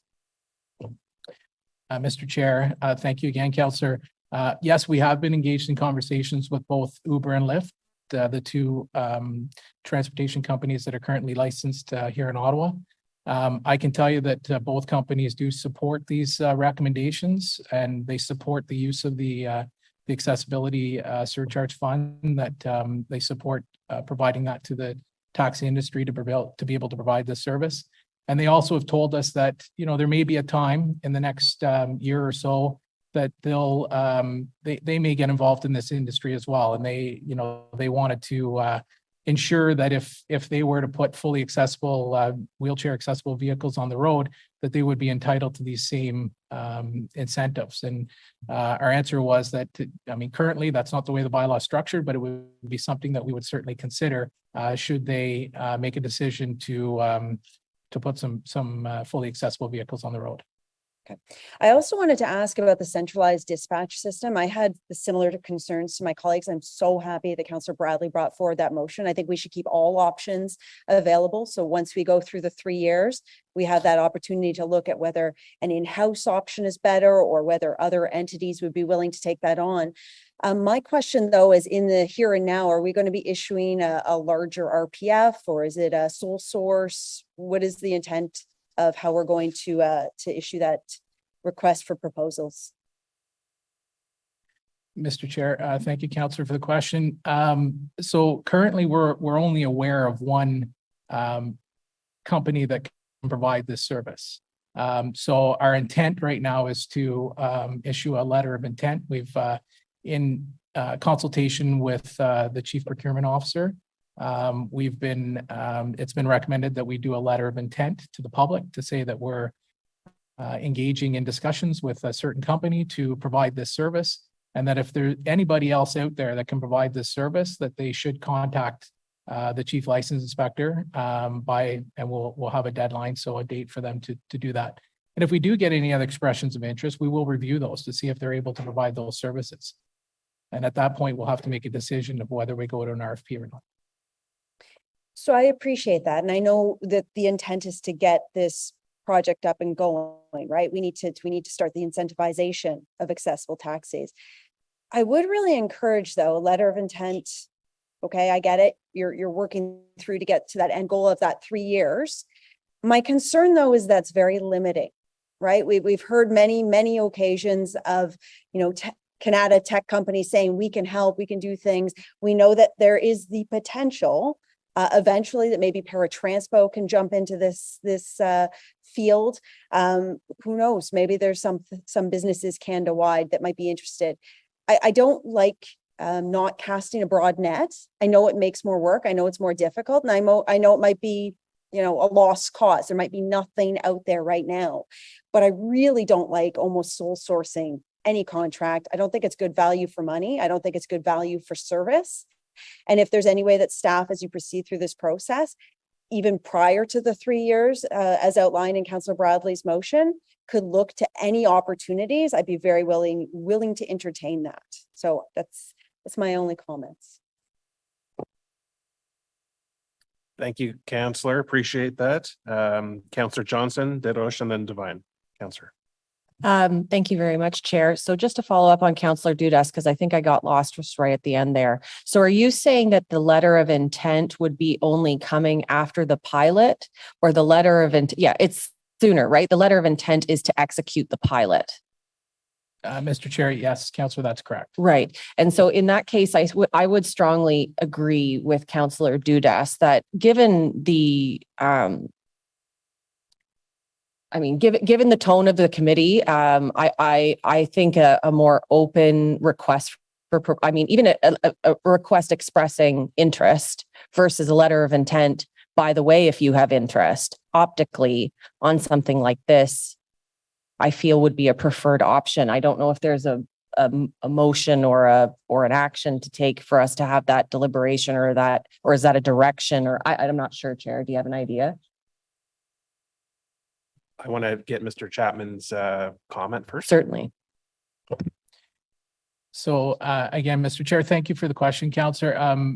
The procurement bylaw would, I take it under advisement, and we will engage in further conversations with the Chief Procurement Officer to ensure that we're following the corporate policies and to ensure that we're following the bylaw to ensure that we're doing everything right. So again, we have had those preliminary discussions. As soon as we have the recommendations approved, we will engage in further conversations to see where we go with this. Okay, thank you very much. So just a few questions. I wonder why is it a 3-year pilot versus a 2-year pilot, for example? Thank you, Mr. Chair, and thank you for the question, Councillor. The 3-year pilot was based on the incentive program. So again, recognizing that we had identified that the $15,000 over the 3 years is what we wanted to provide as an incentive for the retrofit of those vehicles and the cost of the vehicles. So we wanted to tie this dispatch pilot into the same incentive packages that we're providing. Thank you. And I wonder, when it comes to the replenishment of the fund, what rate of replenishment does that fund have on a yearly basis? So as we draw down $1 million a year, what kind of return do we see? So currently the fund has about $3 million. Right now we're seeing with the rides that are increasing, the revenues are increasing. So we're seeing that we're getting back to where we were pre-pandemic levels on a revenue. So We're in about 1.2 to 1.4 million dollars that will be allocated to that fund on an annual basis. Okay, so that then you don't predict that, at the end of the 3-year pilot, if we do continue with the same model, that we would lose the financial position we're in to offer that kind of incentive program through that fund? Do you intend to see that happen through that fund in perpetuity, or would it move into a different type of model? Mr. Chair, thank you, Councillor. Yeah, that is certainly the intention, is to continue with the funding through the accessible fund.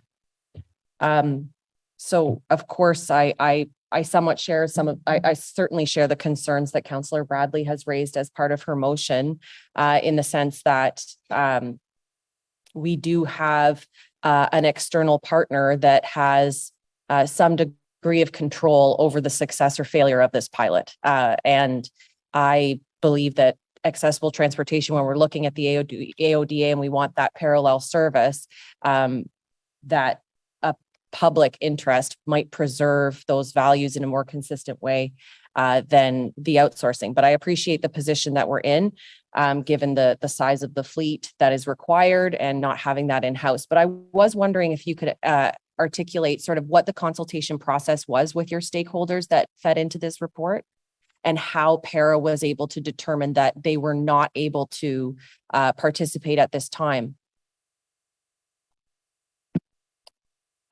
Maybe I could pass this to our consultant, to David, to speak to the stakeholders that were consulted.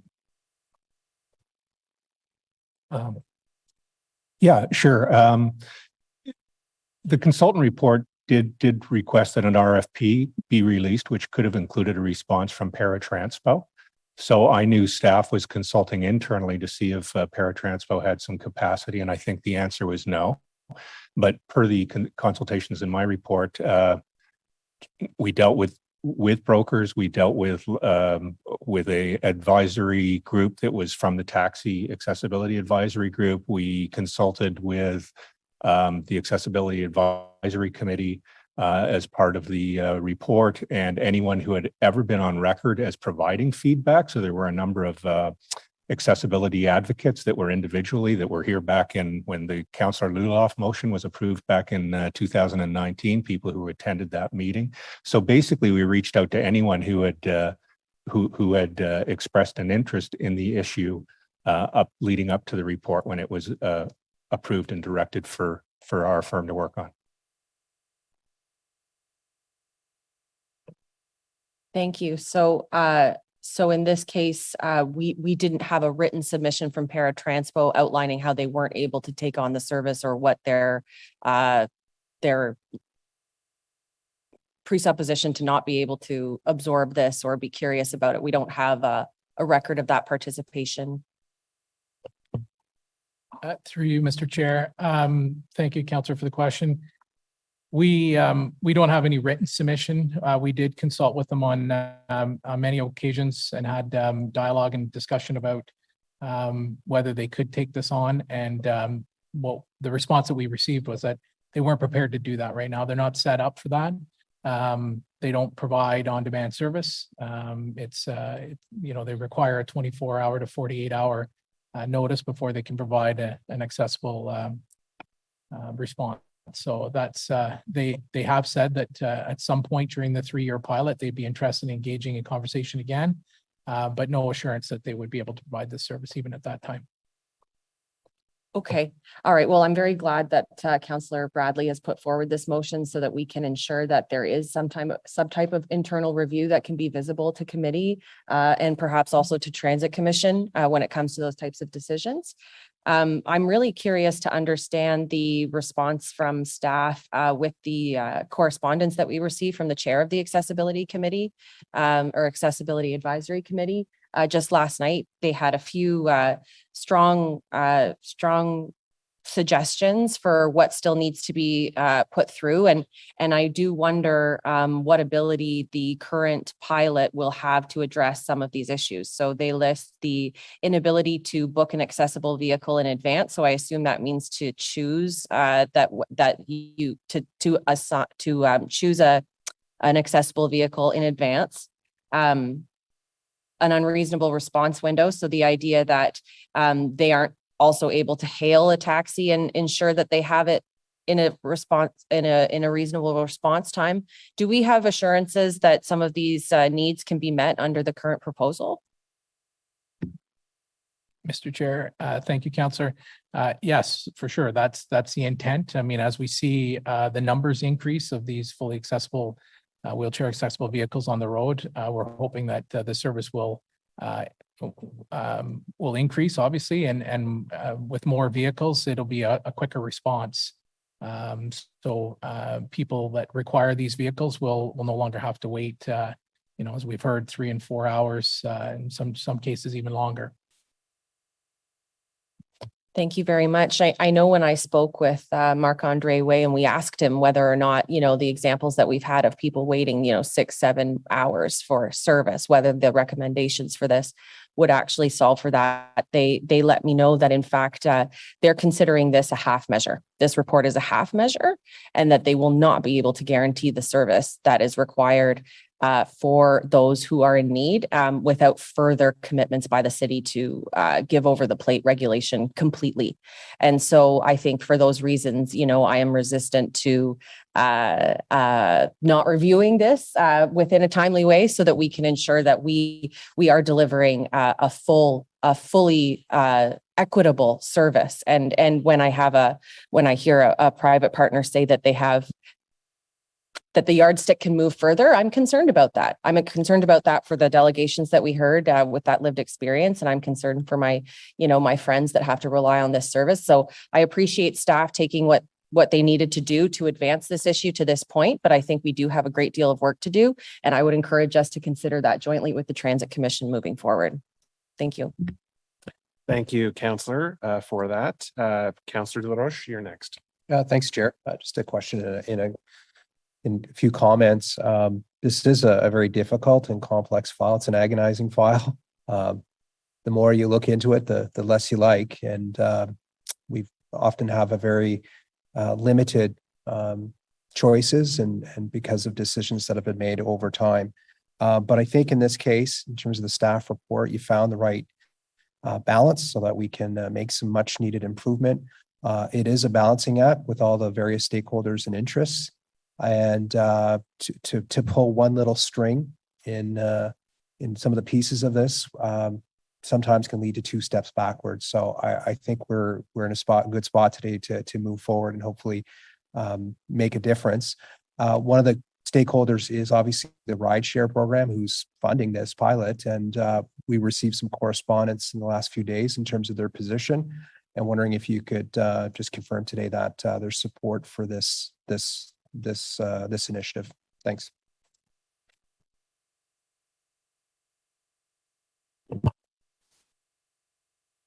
Thank you, Mr. Chair. Sorry, I missed the question at the end there. I think you're asking me if they are in support of the. Yeah, the rideshare. I'll say community. They're supportive of this initiative. Yes, absolutely. So both Uber and Lyft, we met with them throughout this process, and they're both very supportive of the recommendations that have been put forward today. Okay. As I said, I'll be supporting it today and look forward to seeing some results. It's been in the works for some time, so we do need to get things rolling. Councillor Bradley was speaking to me earlier about the motion that she's put forward. I will support it today. I guess to me, it's a choice between kind of not great and not great. I mean, it's not great that there's competition there. It's not great potentially that we'd be taking in-house and we'd be hiring more. And I think it's up to me in terms of the new hires. It's going to go to Mr. Poirier and the pressures that he has in the paramedic service. So I'm okay with looking into it. I think that at the very least, we need the leverage potentially so that when we're sort of looking at the results of this, that if there are some alternatives, we can use that as leverage to make sure that our interests are protected. So I'll support it today, but again, I hope we're looking at as many innovative avenues as possible. It always surprises me that there's not some other provider to do this. I'm sure if we went to Shopify and said, could you make this? Like, I'd be surprised if they couldn't. So again, that's oversimplifying it. I certainly understand that, but hopefully, again, we'll see some feedback in terms of what our options are, so that we're not kind of in this awkward position that we're in today. Thank you. Thank you, Councillor. Councillor Devine, you're next. Thank you, Chair. So I'm really grateful that we're having this conversation, and I'm grateful that it sounds like all members of the committee are recognizing the concern and recognizing the gaps that we have. And I am very grateful that Councillor Bradley brought this motion, and it sounds like there is support for this motion. So I don't think I have to fight for it too hard. But what I appreciate about the motion, there's two ways I'm appreciating it. One is that it's providing us with options, because when it comes to the centralized dispatch, it's being framed or discussed as if we don't have options. And for any kind of situation, any kind of procurement situation that is meant to address what is clearly being seen as a massive issue to fix, I am very wary about only having one option before me, when the option before me is one of many, many, many players in the system, and the system is clearly not performing as we need it to be. And so for that sense alone, I think we have to be very smart and open-minded and pragmatic about this. And so I'm very wary about having only one option. The other reason I'm appreciative of the Bradley motion is that I'm not yet, with the desire to have options on the table, I would very much like to see private option versus public option. And I think this affords us that opportunity. And with regards to what you were mentioning about Paratranspo and OC Transpo not having the capacity to do it, that means they don't have the capacity now. That doesn't mean they don't foresee that they could, but in the current reality, they don't. On the issue of Paratranspo not being set up for on-demand, I understand that is the situation right now. But in the city of Ottawa, writ large, with OC Transpo and Transit Commission, for non-Paratranspo, when it comes to our transit, we are starting conversations about having our Transit Commission, having OC Transpo explore on demand for the entire system. And so if Transit Commission, OC Transpo writ large is willing to entertain on demand, I can only assume that Paratranspo would be willing to have that conversation if the resources were there. So I'm very grateful for having that motion, but for my lack of understanding of what a centralized dispatch would do and what it requires to function, I don't see it as a bricks and mortar situation. Can you explain to me, Mr. Chapman, when we say that right now, Coventry, and I'm not trying to make this about Coventry, but right now in our status quo, we only have one option that has the capacity. Can you explain how that might be determined? And based on the questions, based on what we're hearing, that does this have to be an Ottawa-based institution? Are there not other technological options for operating a centralized dispatch? Could we farm this out overseas? Can you explain what it is about how we are envisioning centralized dispatch that we only have one option?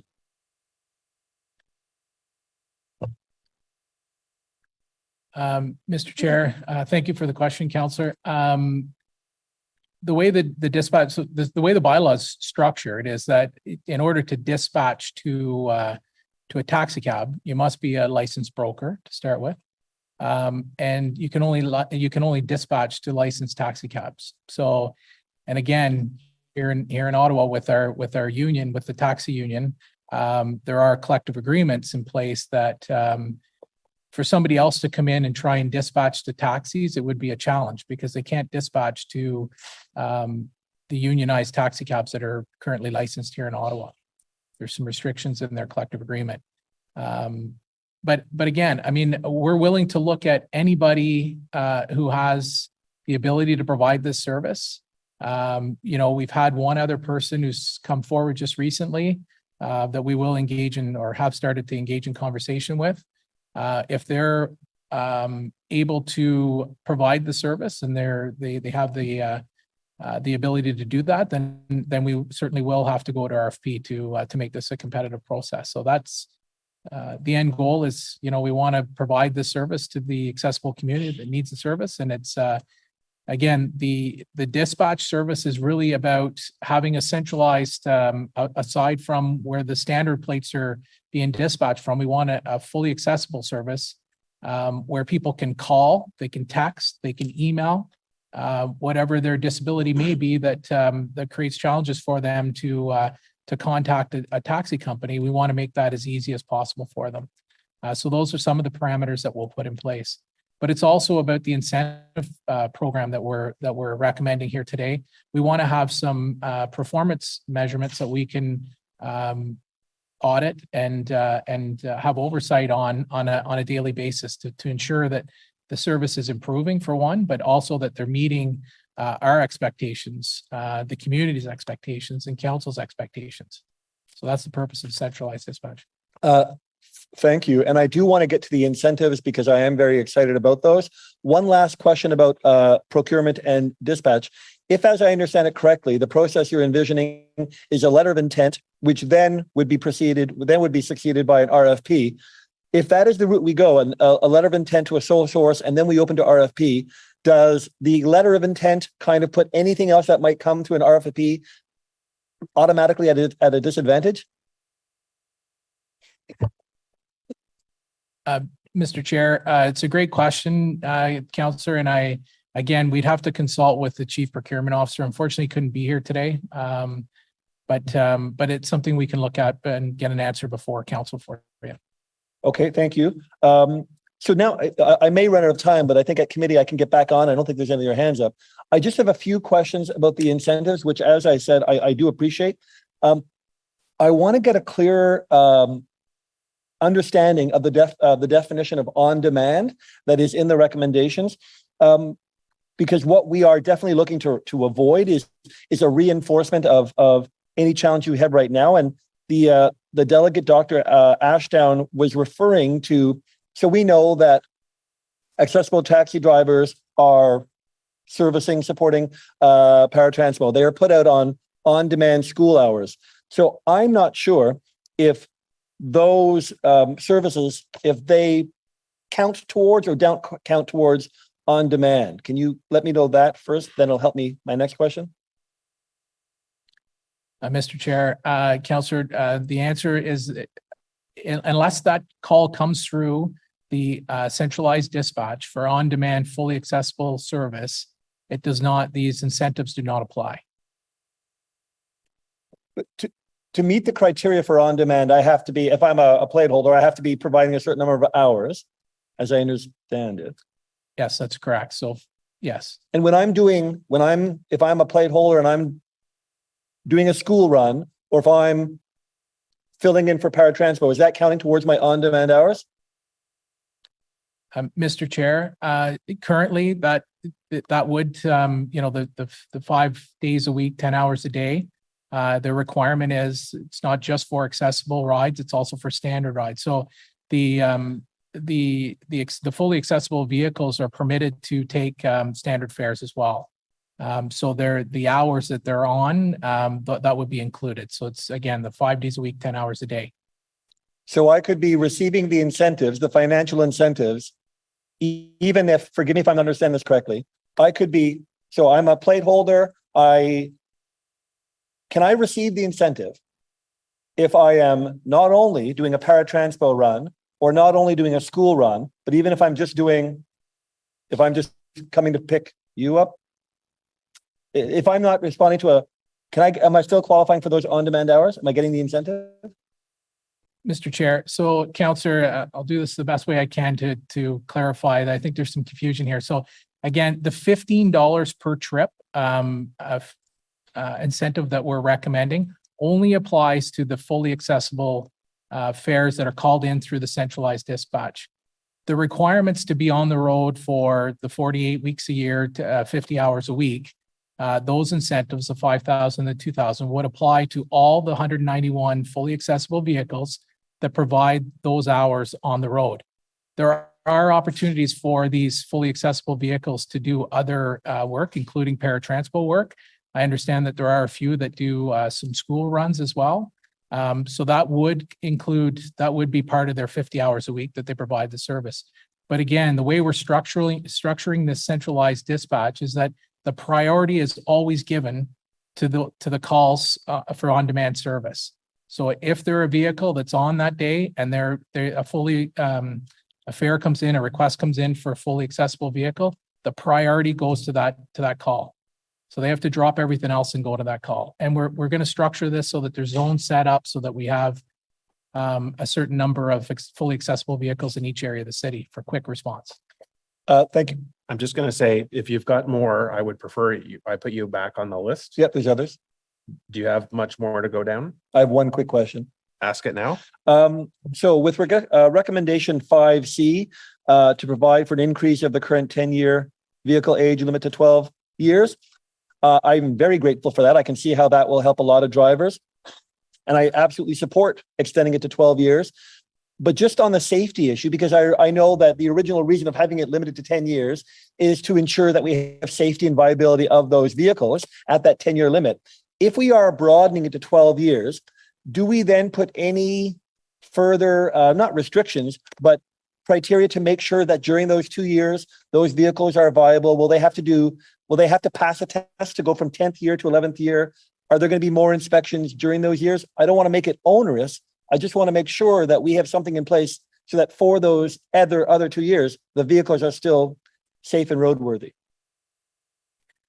Mr. Chair, thank you for the question, Councillor. At this time, we're not proposing any additional restrictions or requirements for the 2-year extension.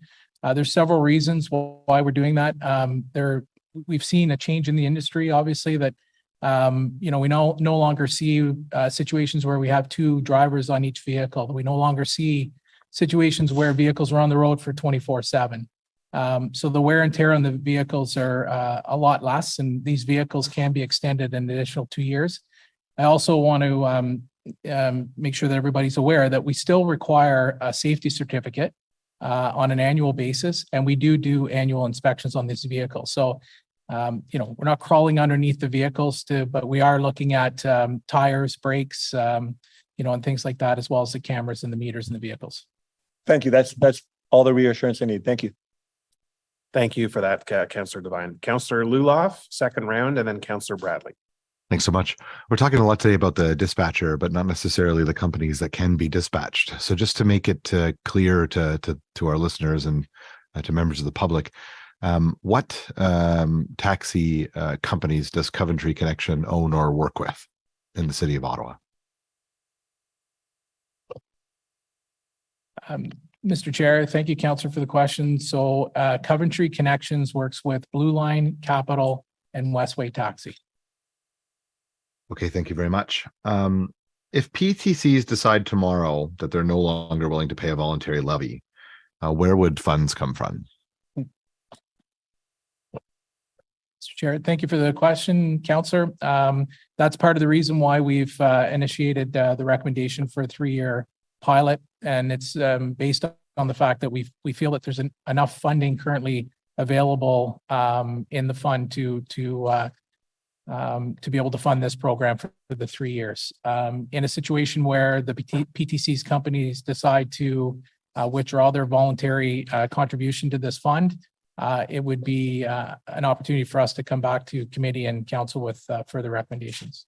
I suppose that would also be the case, Chief Chapman, that if PTCs do decide to offer accessible vehicles within the city of Ottawa, which would be pretty great, there would no longer be a reason for them to be paying into this fund. Is that correct?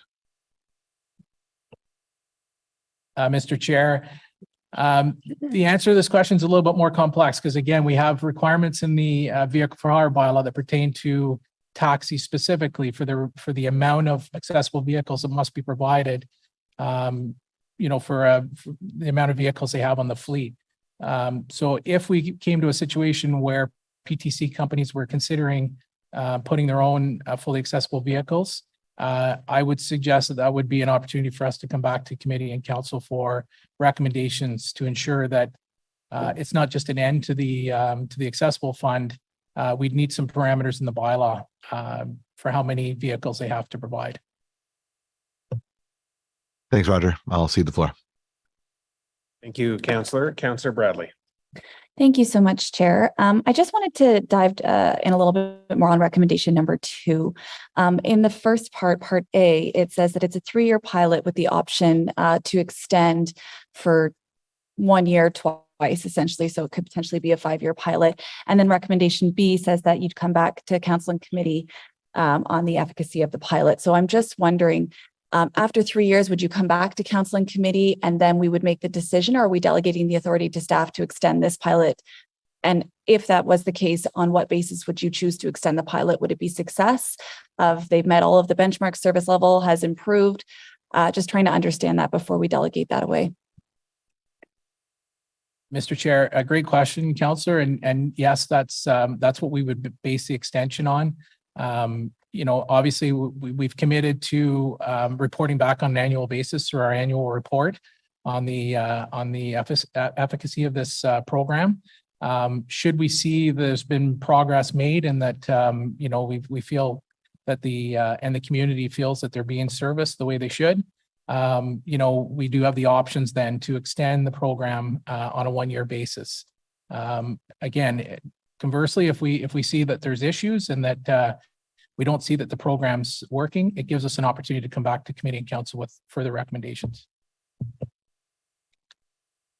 I appreciate that response. And I heard from many of my colleagues around the table today that there is some concern around this pilot project. And so that delegation of authority to extend for an additional 2 years causes me concern too, particularly when we are looking at exploring other options of bringing that in-house.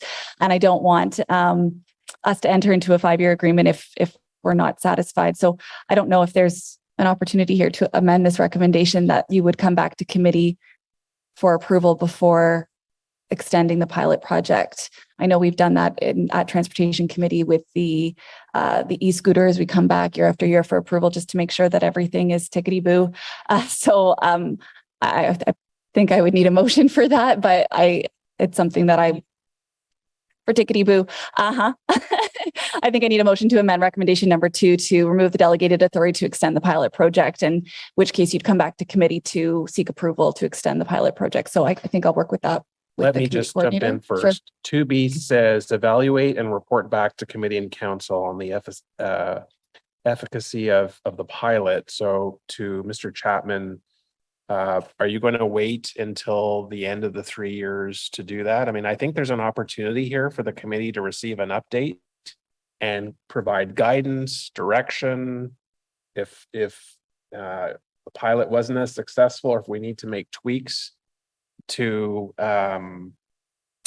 maybe that's the route we go, but I wanted to get your thoughts on the reporting back to committee. Thank you, Mr. Chair. Our intent you have my assurance that we will be reporting annually as part of our annual report on the efficacy of this program on an annual basis. So Councillor Bradley, I don't know if that's suffice for you, because again, the committee will be getting annual updates. And there will be an opportunity, if the direction needs to change, to provide that direction and input. Are you satisfied in that regard? I am, yeah, because it wasn't clear here how it read that if you could potentially extend the pilot and then with B come back to committee at any time, whether it be at that 3 or 5 year mark. So if your commitment is to come back annually, then I'm fine with that. Very good. All right. Okay, and is that it from you? Okay, Councillor Hill, you're next. And your microphone is on, Councillor Dillon. Councillor Hill, Vice Chair. Thank you very much, Mr. Chair. Thank you to staff and to the delegates and to my colleagues really for such a good discussion on this very important topic. The majority of the things that I was interested in have been discussed. I do have one kind of outstanding question. It's with regards to kind of the financials here. So my question for staff would be, do we have an understanding of the financials for Coventry in regards to the dispatch process to know, like, is this a big lucrative money-making opportunity, or is this kind of a break-even thing, or how does that component work to what we're looking at? Mr. Chair, thank you, Councillor, for the question. Just for clarification, so are you asking if there's financial incentive for whoever bids on this dispatch service? That's exactly what I'm asking, yeah. So thank you for that. So the intent is not to provide any financial incentive to a dispatch service. It's truly to set up just a centralized dispatch service to be able to have some performance measurements that we can put on and ensure that when we're paying out the $15 per trip, we need to be able to audit these records and make sure that we're not there's no games being played basically, and that we're only paying for that fully accessible service that's being provided. Okay, thank you very much. That's all my questions, Chair. Great, thank you for that. Last call. Okay, so we're going to deal with Councillor Bradley's motion first. Does anyone need that put up back on the screen before I call the vote? So on Councillor Bradley's motion, is that motion carried? Carried. Carried, thank you. And then on the staff recommendation, would anyone like that displayed so we can see it? I'm seeing no requests. Is the staff recommendation on-demand accessible taxi service study, minor amendments to vehicle for hire bylaw related to taxi cabs? Is the staff set of recommendations carried? Carried. Carried. Thank you very much. Thank you to staff for your work on this item. Okay. 5.2 is the 2023-2026 corporate bylaw review work plan. Who shall I turn to first? General Manager? Thank you, Chair. Now we will have Valerie Bietlo present and recommend the bylaw review work plan. In the last term of council, council approved a bylaw review framework which provides direction to staff for developing the bylaw review work plan. Public policy development coordinates the corporate work plan. And today we are sharing the work plan with you on behalf of multiple city departments which undertake the bylaw reviews. Thank you to all departments for their contributions to the work plan and the report. Thank you to Valerie and her team for ensuring that we have multiple voices, that the multiple voices are heard throughout the process and that councillors were able to bring forward their burning issues. The team has heard the integrated your feedback where possible to develop work plan that I think will achieve what we were hoping. L'équipe a entendu vos commentaires et les a intégrés dans la mesure du possible à l'élaboration du plan du travail qui permettra, selon moi, d'entendre l'objectif souhaité. Merci. Valerie? Thank you, General Manager. Thank you, Mr. Chair. I'm here today with two members of my team, Kate Todd and Jared Riley, who have been involved in the elaboration of this plan. To begin, I'd like to provide a bit of background. So next slide, please. The development of one consolidated bylaw review work plan for each term of council is a best practice that council adopted in 2019. The coordinated effort helps ensure that staff are moving forward with the bylaw review projects that are a priority for council and for the city. It also helps departments plan out their work and ensure that the city's bylaws are being reviewed and updated regularly, following a consistent process. Finally, the term of council work plan also helps departments communicate out on these projects on a regular basis. The work plan only addresses public-facing or regulatory bylaws. Other types of bylaws of the city, for example, administrative bylaws, are not on the work plan because, as you know, they are reviewed regularly according to other processes such as governance or midterm governance reviews. The work plan includes both the review of existing city bylaws as well as the consideration of new regulations for emerging areas or new areas that might be of concern to council. This term of council is actually the second time that the city has followed this coordinated cross-departmental process to identify and prioritize bylaw reviews into one consolidated four-year calendar. And despite some impacts from the pandemic in last year's bylaw review work plan and the schedule, we assess that this process continues to be valuable and that the overall bylaw review framework is still working very well. La conception d'un plan de travail pour l'examen des règlements municipaux à chaque mandat du Conseil est une pratique adoptée depuis 2019.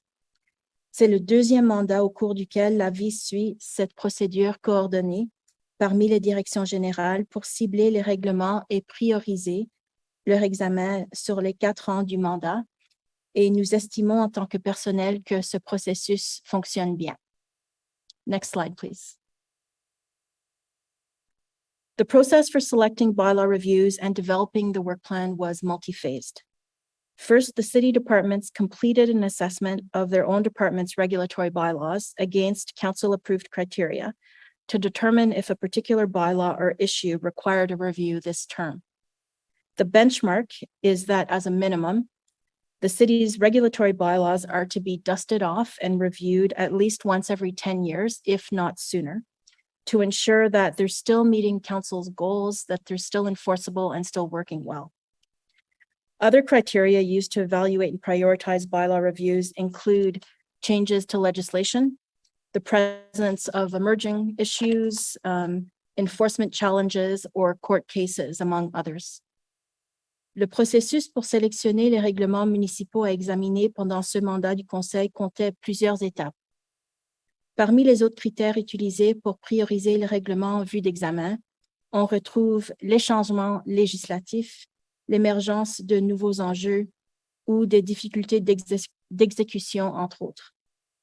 À titre de repère, on considère qu'un règlement devrait être examiné au moins une fois tous les 10 ans pour s'assurer que le règlement remplit toujours les objectifs du Conseil et qu'il est bien appliqué. Nous avons aussi consulté chaque membre du Conseil afin de cibler les enjeux émergents et les lacunes à inclure dans notre plan de travail proposé. Altogether, staff from city departments evaluated over 100 regulatory bylaws, licensing schedules, and emerging issues.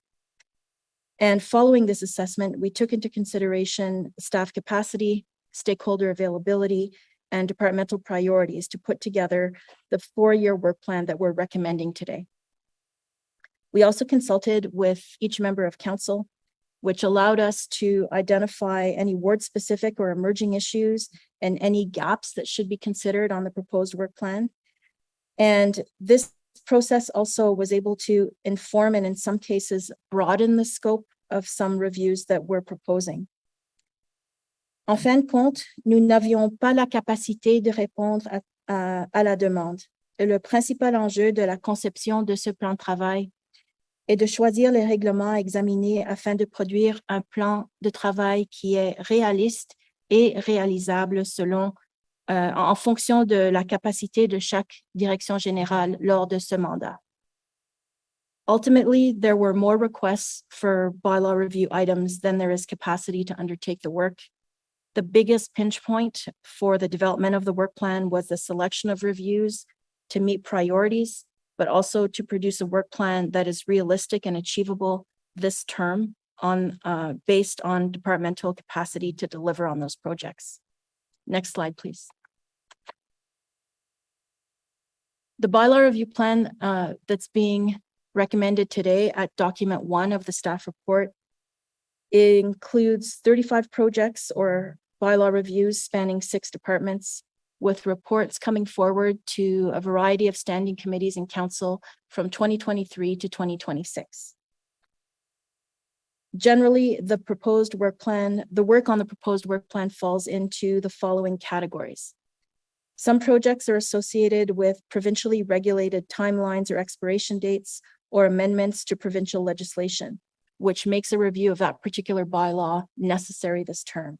For example, we're planning a review of the city's towing and storage regulations based on the imminent launch of the provincial regime in this sector. There are also reviews resulting from council direction. For example, the idling control bylaw, the snowplow contractor licensing, and the use and care of road bylaw reviews. The work plan includes reviews for which a potential new or different regulatory approach or different regulations may be needed to address specific emerging community issues or other issues. For example, one of these is the potential regulations for vaping product retailers and new regulations for landscapers. And finally, the work plan also includes a focus on modernizing legislation this term. And from an EPS perspective, we'll be focusing on business licensing with the review of specific regulatory categories for licensed businesses followed by a review and complete reenactment of the city's licensing bylaw at the end of this term. The length of each review will depend on the subject matter. Le plan proposé comprend 35 examens et projets répartis dans 6 directions générales. Des rapports seront présentés à divers comités permanents et au Conseil entre 2023 et 2026.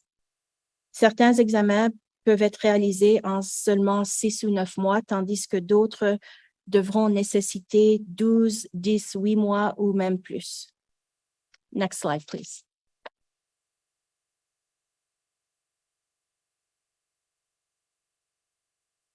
So the next steps, Mr. Chair, the work plan will rise to Council for consideration on June 28th. Following approval of the work plan, staff will begin work on the development of a public-facing bylaw review webpage on ottawa.ca to help inform the public and stakeholders of ongoing or planned projects. That will provide information about the timing of the reviews, the public engagement opportunities that may be coming up. Will provide relevant information about the subject and the scope of review and links to relevant reports where possible. Le plan de travail sera présenté au Conseil pour examen le 28 juin prochain. Suivant l'approbation, le personnel commencera à préparer une page publique sur ottawa.ca qui servira à informer le public des examens en cours ou prévus et notamment quand ils auront lieu, qui sont les personnes ressources clés, les points pertinents du travail et les liens vers les rapports ou de l'information pertinente. Once the work plan is approved, departments will begin the work. Following each bylaw review, the department question responsible for the work will report out on the results to the appropriate standing committee if it's a report or by other means as appropriate. Staff acknowledge, Mr. Chair, that new emerging issues could arise over the term of council. Should council request a change to the work plan, staff capacity to undertake the new work, as well as the resources and reporting out timelines in play, will need to be assessed. In some cases, a motion would therefore be amended to the work plan, would be necessary to amend the work plan to remove an existing item of similar scope and shift timelines if necessary. So that would have to be dealt with on a case-by-case basis. Next slide, please. So, Mr. Chair, we're presenting a work plan today that is our best recommendation based on the evaluation process that consisted of staff assessment, consultation feedback from all members of council, and then follow-up research and consideration of identified emerging issues. The proposed work plan for this term of council, we believe, continues to meet the requirements of the council-approved bylaw review framework and delivers on the goals of adhering to a consistent and standardized bylaw review process. I'd like to thank the Public Policy Development team for their work on this file, as well as our departmental contacts. As General Manager Ayat mentioned, they contributed quite a bit of information to the development of this work plan. And finally, I'd also like to thank members of committee for their consultation and engagement with us and the very valuable feedback that they gave us. Merci, Monsieur le Président. Voilà qui met fin à notre présentation. Thank you, Mr. Chair. Well, thank you. Let me provide you with my gratitude on behalf of the committee for the work that you and your team have put in. This is not just a detailed report, but I do believe an ambitious work plan. I've seen a few now, and this certainly covers a number of bylaws that we would like to review. And I want to say I appreciate the detail in your report. You acknowledge a number of bylaws that are not in the proposed work plan, but you've given some rationale as to why they are not included. And I really appreciate that because it addresses a number of issues that people at least raised in the consultation. You've provided some input, so I really appreciate that. And I do appreciate that every member of council participated in this process. So thank you. Okay, questions, comments for staff, starting with Councillor Desroches and then Plante and then Dudas. Chair, again, some questions and comments. I think some members of the public might look at this and say, oh, great, more regulations coming. Not keen on that, but I appreciate the briefings that you provided leading into this. And I think the answer that you provided was that, or we talked about that, a regulatory regime is much like a garden. You have to go in sometimes and weed it and make sure that, we've got the right regulations. Some are working, some are not. So just overall, you're not looking at doing more regulations. You're potentially looking at, again, weeding some of the regulations to make sure that we've got that right focus. Mr. Chair, yes, that's absolutely right. So the purpose of the review will be to ensure that existing regulations are still working. Do we need to add to them? Do we need to amend them? Do we need to remove some? And also see if there's any gaps that could be potentially filled by regulations. We don't just look at regulatory solutions. We look at non-regulatory measures as well, such as more information, more education. So not all bylaw review projects will end up in new bylaws. Good, thank you. Just a couple of the specific items here. Number 5, clothing donation box bylaw, and I can understand some of the concerns there. But this should be an enabling regulation, right? Especially with the decision we made yesterday on waste curbside pickup, and hopefully people will be diverting more reusable goods like clothing and furniture and what have you to legitimate groups who have legitimate charitable objectives in that. So again, I hope the review of this will deal with some of the difficulties that we're having, but at the same time, not have it so that it's a barrier for this to happen. I think it's going to be critical going forward for waste diversion. Mr. Chair, yes, absolutely. We're looking to put forward a regulatory regime that does not create barriers, that encourages good clothing donation box operators that are responsible for the condition of their boxes. One of the newer factors that we're looking at is also how we can dovetail with the solid waste master plan and particularly the textile diversion goals. So we're looking at that, and we hope to be reporting out on that in September of this year. Great. Item 18, snowplow contractor licensing. The discussions I had with you were on smart salt use, and I had a briefing with staff of the city the other day from our surface ops groups. We're doing our best to be an efficient salt user. It is there's no substitute for it, but it is a commodity that causes great difficulties for the environment. So we have to be very prudent. And I was hoping that as a part of this review that we'd look at kind of salt use by contractors and dealing with when people see piles of salt that have been applied in too much quantity, that potentially that's something that we would deal with. Mr. Chair, yes, that is absolutely going to be folded into our review. Okay, and item 28, landscaper regulatory review.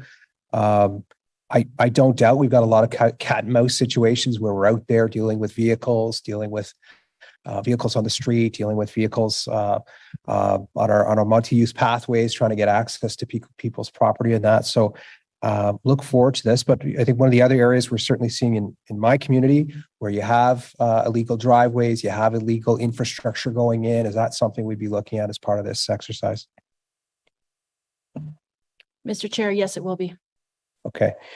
And this is one where I guess we can only regulate the city of Ottawa, but the expectation would be that out of province landscapers would need a license to operate here, or potentially? That is something we look at as part of that review. Typically, if the city of Ottawa regulates a particular business, anyone who is conducting that business within Ottawa, whether their head office is anywhere else, is obliged to follow those rules and obtain a license or a permit, as the case may be. Okay, 2 more items, Mr. Chair, then I'll be done. So item number 8, false fire alarm bylaw. Again, look forward to that, and look particularly around our schools and where we potentially have difficult schools. I'm concerned about the removal of the school resource officers. I'm not saying it would necessarily prevent some of these, but I think that's a program that again helps create safer schools. So I'll be interested in seeing, just a comment, I'll be interested in seeing how the schools shape up in that situation there. Lastly, item 28. Review of the potential regulation of leaf blowers and small 2-stroke engine. Not sure I'm there on that one. I told you I would have taken this one out, but in the spirit of compromise here, I understand there'll be some views that it should stay in there. This is an emergency preparedness committee, and we see when we go through storms and we go through major situations that people are out there cleaning up their streets and using various gas powered tools and what have you. So I'd have some serious concerns if we got into this area here. And again, not going to move to take it out, but again, it's not something I'm likely going to be too supportive of, depending on what it looks like. So thank you. That's all my comments and questions, Mr. Chairman. Thank you. Thank you, Councillor Plante, and then Dudas. Oui, merci beaucoup. Vraiment, j'aimerais souligner le travail énormément difficile que j'ai dans mon quartier. J'ai comme des crises qui se joignent à l'autre. J'ai la crise du logement, la crise des opioïdes, et j'ai aussi des propriétaires ou des locataires, disons, comme Smart Living, qui franchement n'ont pas le bien-être des résidents et des résidentes de mon quartier à cœur, mais je sais que les ambulanciers, les policiers, les paramédics, vous avez un travail très difficile dans mon quartier. Je voulais juste souligner que c'est pas évident, et puis on apprécie beaucoup les efforts que vous faites dans le quartier 12. But just moving a bit over to the bylaw side, and if I hope it's okay, I'm going to ask the question to Mr. Chapman. I was wondering, because I often get calls from my residents, especially when we're dealing with derelict landlords, to, go after them, fine them to the hilt, and, sort of make them suffer financially for the neglect that they spread around my neighborhood. And I was wondering if you could comment a bit about the fine system and how that works in a neighborhood like mine. Can I just jump in, please? Because we all have examples of matters that bylaw, I think, could provide a little more attention to. But if you can wrap this around the context of the work plan. Yeah, that's my next question. Okay, so if we could get a short answer, and then we'll get back to the work plan. Mr. Chair, thank you, Councillor, for the question. The fines, we make requests for set fine amounts. Those fines are approved through the Attorney General's office. So we can make recommendations. And again, for Part 1 fines, the maximum is $1,000. So somewhere in that range is what we usually ask for set fines, particularly in where we see that there's a high rate of repeat offenders. We try and get those fines as high as we can. But again, when the Attorney General is reviewing these, obviously they take into consideration what the set fine amounts are at other municipalities. Merci. Now, is there a way through the bylaw review, that you will be looking or making any recommendations for fines?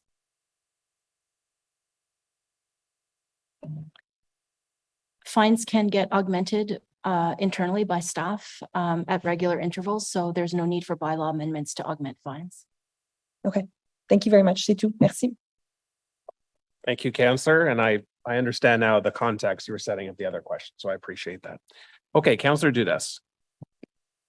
I just wanted to say amazing work. I know that you're trying to combine all of the concerns brought forward by councillors in the community and review them in a timely fashion, and some of them just don't make the cut. I was very happy to see the snow plow and landscaper review will take place. You had confirmed to me that you'll be reaching out to stakeholders and really working with them closely so that there's no surprises. But I do know that a lot of our residents kind of get caught between a rock and a hard place, and I'm using that term exactly in that, is that they'll hire a landscaper, they'll go put in hard landscaping measures, but it's contrary to the city's bylaw, and then they're on the hook for fixing it. So I think that there's a lot of educational component that will come with that. I'm really eager to see the outcomes of your review.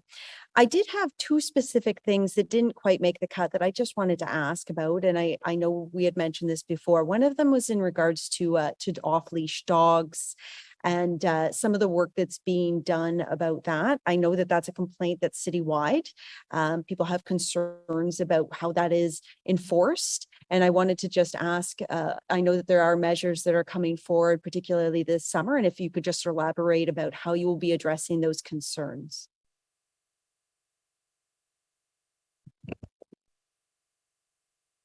Mr. Chair, thank you, Councillor, for the question.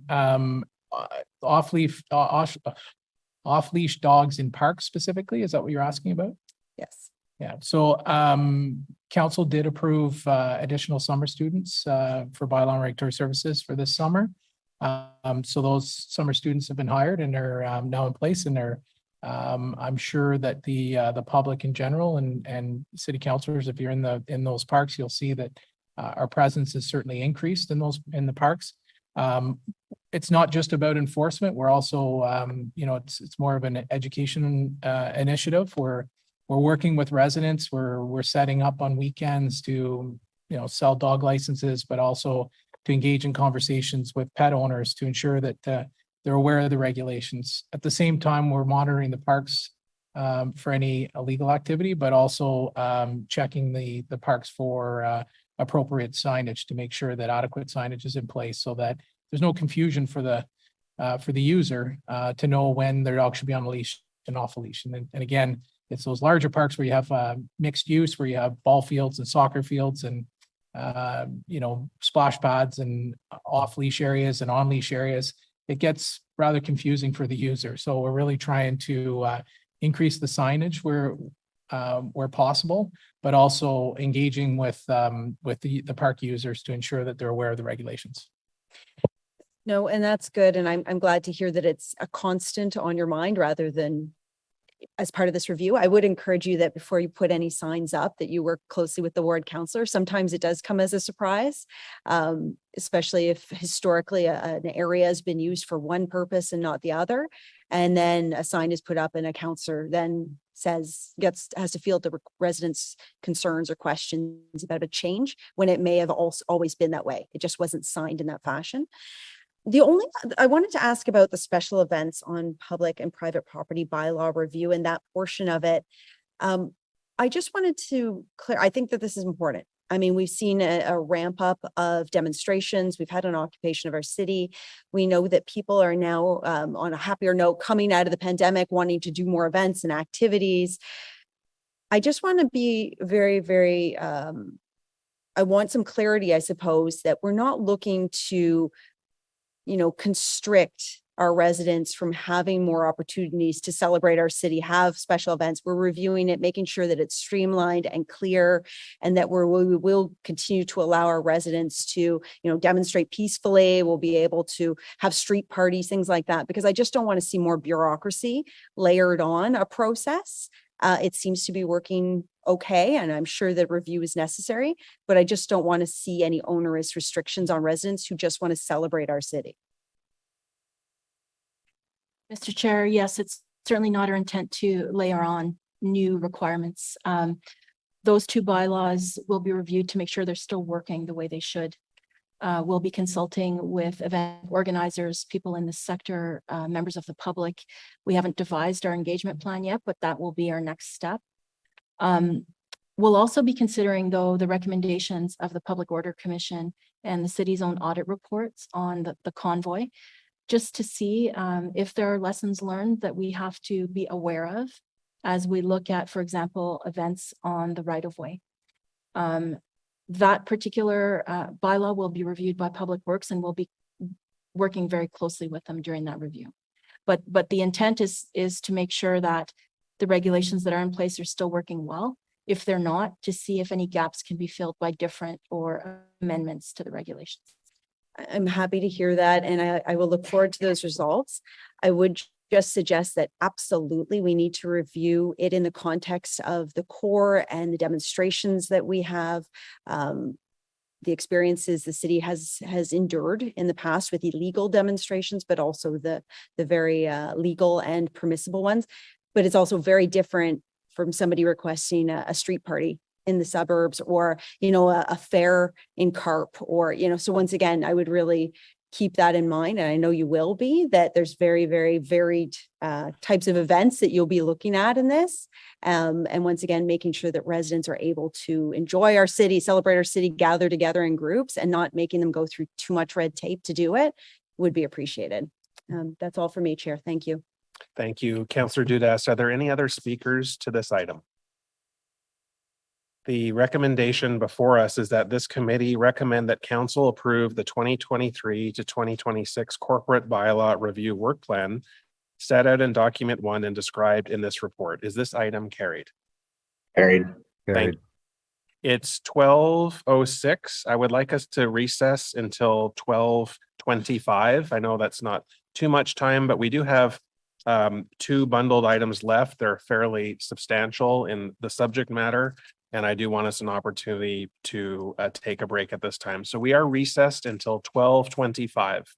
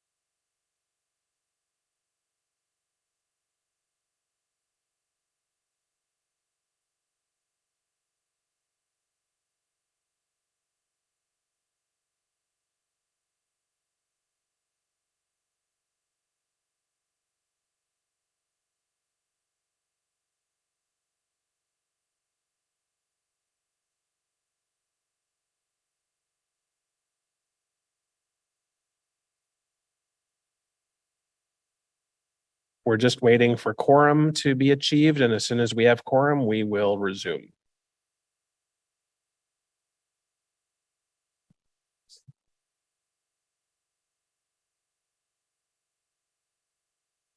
All right, we have quorum back, so I would like to call us back to order. And the next items on our agenda are 5.3, the Ottawa Paramedic Service 2021 and 2022 annual report.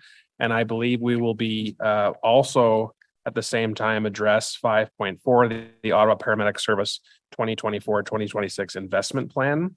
So at this point, I would like to yield to the General Manager Ayotte, to do the introductions. Thank you. Thank you once again, Chair. Today, Chief Poirier will present the Ottawa Paramedic Service 2021-2022 annual reports and the 2024-2026 investment plan report together. I'm extremely proud of the work that the Ottawa Paramedic Service does, including all of their staff. They do incredible work each day to help save lives in our city. Je suis très fier du travail accompli par le service paramédic d'Ottawa et tout son personnel. Ils font un travail très important au quotidien en aidant et sauvant les vies des résidents de notre ville. They do this often. They do this oftentimes in very difficult situations and circumstances. And yet, day in and day out, they are there when we need them most. Thank you. The service has faced some unprecedented growth in the last 2 years. On top of that, the service has also seen offload delays increasing, and as a result, an unprecedented number of level zeros, 1,800 this past year. This situation cannot continue. La situation doit changer. The recommendations in the investment plan report attempt to address these critical issues facing our service today, as our mitigation strategies are no longer ensuring we meet our response time standards. Now over to Pierre to continue with the presentation.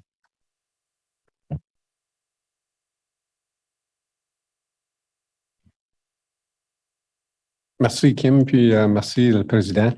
Thank you, Chair Brockington. Thanks for the opportunity to present today, both on our annual report and our investment report. Next slide, please.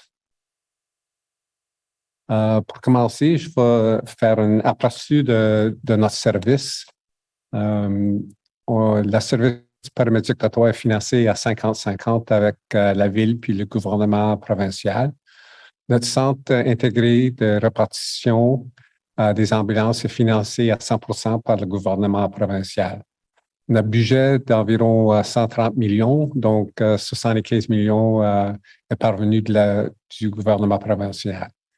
Le service paramédic d'Ottawa, notre service est environ, notre zone de service est 2800 km². Et on a 727 employés à temps plein. Puis, notre centre de répartition a une zone de service de plus de 100 km jusqu'à la province de Québec, puis aux États-Unis.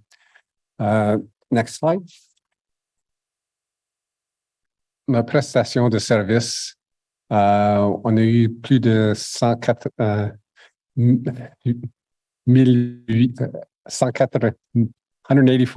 interventions.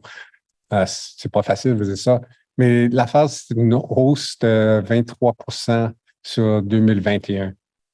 Notre équipe inclut nos agents de communication, nos répartiteurs, des techniciens de responsables de matériel et d'approvisionnement, nos paramédics et les employés de soutien. On a plusieurs équipes spécialisées, nos paramédics communautaires, l'équipe d'intervention pour le bien-être mental, notre équipe nautique, une unité soutien des paramédics, une équipe aussi de paramédics tactiques, puis notre équipe en formation et éducation publique. La prochaine. Nos problèmes et nos défis. On a plusieurs pressions sur notre système en raison de croissance démographique et du vieillissement de nos patients. C'est très important de notre augmentation annuelle moyenne de 6% de nombre d'interventions au cours des 10 dernières années. Et les défis, c'est inclus notre délai de déchargement, les incidents de niveau 0 et que les normes prescrites non atteintes en matière de délai d'intervention. Puis la hausse des coûts sur le CSPAAT, WSIB, puis aussi la hausse de nombre de congés de maladie. So in terms of our service and offload delay, next slide. It is arguably the single most important issue facing the paramedic service. In 2022, we had on average 500 hours of offload delay per day. And as you can see from the graph, that number went from just over 50,000 to 93,000 hours. That 93,000 hours is, when you look at it, it's 2 paramedics. So doing the calculation, it's about 186,000 hours of labor. You know, and the truth is that when paramedics are stuck in offload delay, they're not able to provide that service to our community. So this is a real problem. Next slide. With respect to the combination of offload delay, it is the principal trigger of level 0. And what happens is that we're not able to respond to other calls in the community. It is the largest contributor to level 0. And as we reported in the media several times, over 1,800 events, 73,000 minutes, and doing the calculation, that's somewhere around 7 weeks of the year 2022, where there was no ambulance available to respond to that next call for service. And really the truth is that the excessive offload delay, combined with the level 0 events, is a risk to public health and public safety. Next slide. So just in terms of putting this in task, in framing the kind of what's happened, and we've sat down with the mayor's office and we talked about, you know, how do we put this in context of what is related to growth, because growth has been a significant impact on the service. And we have an expectation year over year, as population grows, there should be more calls.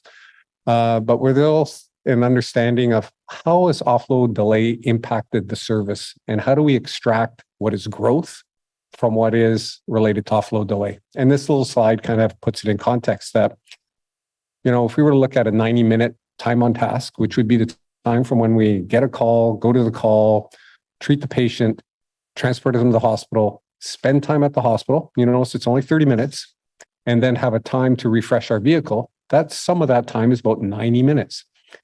And if you look below, the slide shows that since 2018, the number has increased significantly from 102 minutes to last year's 157 minutes. So, you know, 2.5 hours is being spent in the hospital at the 90th percentile. And this is a significant problem. So what we've taken a look at is how to extract the time between 90 minutes and 157 minutes and look at what that calculation is versus what is the growth. Next slide, please. And this is really what's disappointing in terms of, you know, many people would say, so what, you're at level 0, or so what that there's an offload delay. And the truth is, at the end of the day, it's impacting our service to our community. And we get our data in terms of on a yearly basis, usually early in the year, somewhere February, March, April. And this is data that we received this year on 2022. And we also included 2021 data here.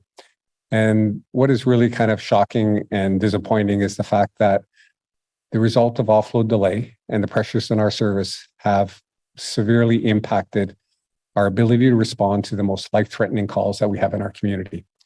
CTAS-1 are life-threatening, maybe chest pain, respiratory problems. But if you look down below at the sudden cardiac arrest, that number has dropped from a performance measure where we had an expectation of being above 65% to below 50%. And that significant change is where we talk about a risk to public safety. So there was many problems. I'm forthright in bringing it forward, but we'll also bring forward solutions as we go forward. Next slide, please. So as much as you would ask, you know, what we've had a problem, what have you done to create solutions to mitigate, to offset these issues?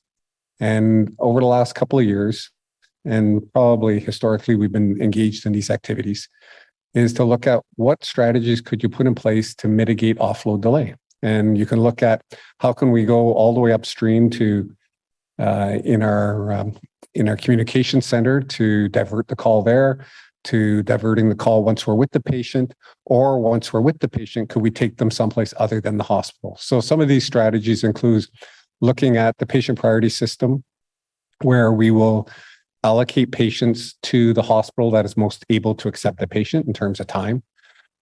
We have several initiatives where we've taken a look at, can we put a paramedic in the hospital? So one paramedic could look after 4 patients to relieve 4 crews. In other words, returning 8 paramedics back into the community. We've been working with the province on the dedicated offload nurse program, and I'll talk a little bit more about that later, but it's a good program, but it's probably something that is reaching its point of diminishing return. I just looked in the last week, for 7 days straight, the general hospital wasn't able to provide an offload nurse overnight. And then we've done things to help, and we hope that it helps within the flow of a patient through the hospital. So we allow the physicians to start their treatment on the stretcher while paramedics are still taking care of the patient. We've also permitted paramedics and to continue to provide treatment themselves while in offload delay. Operation, we've done little things like we actually will send a part of our equipment and supply technicians to go to the hospital to refresh a vehicle so that it's available for service immediately when the paramedic crew has been offloaded or their patient has been offloaded.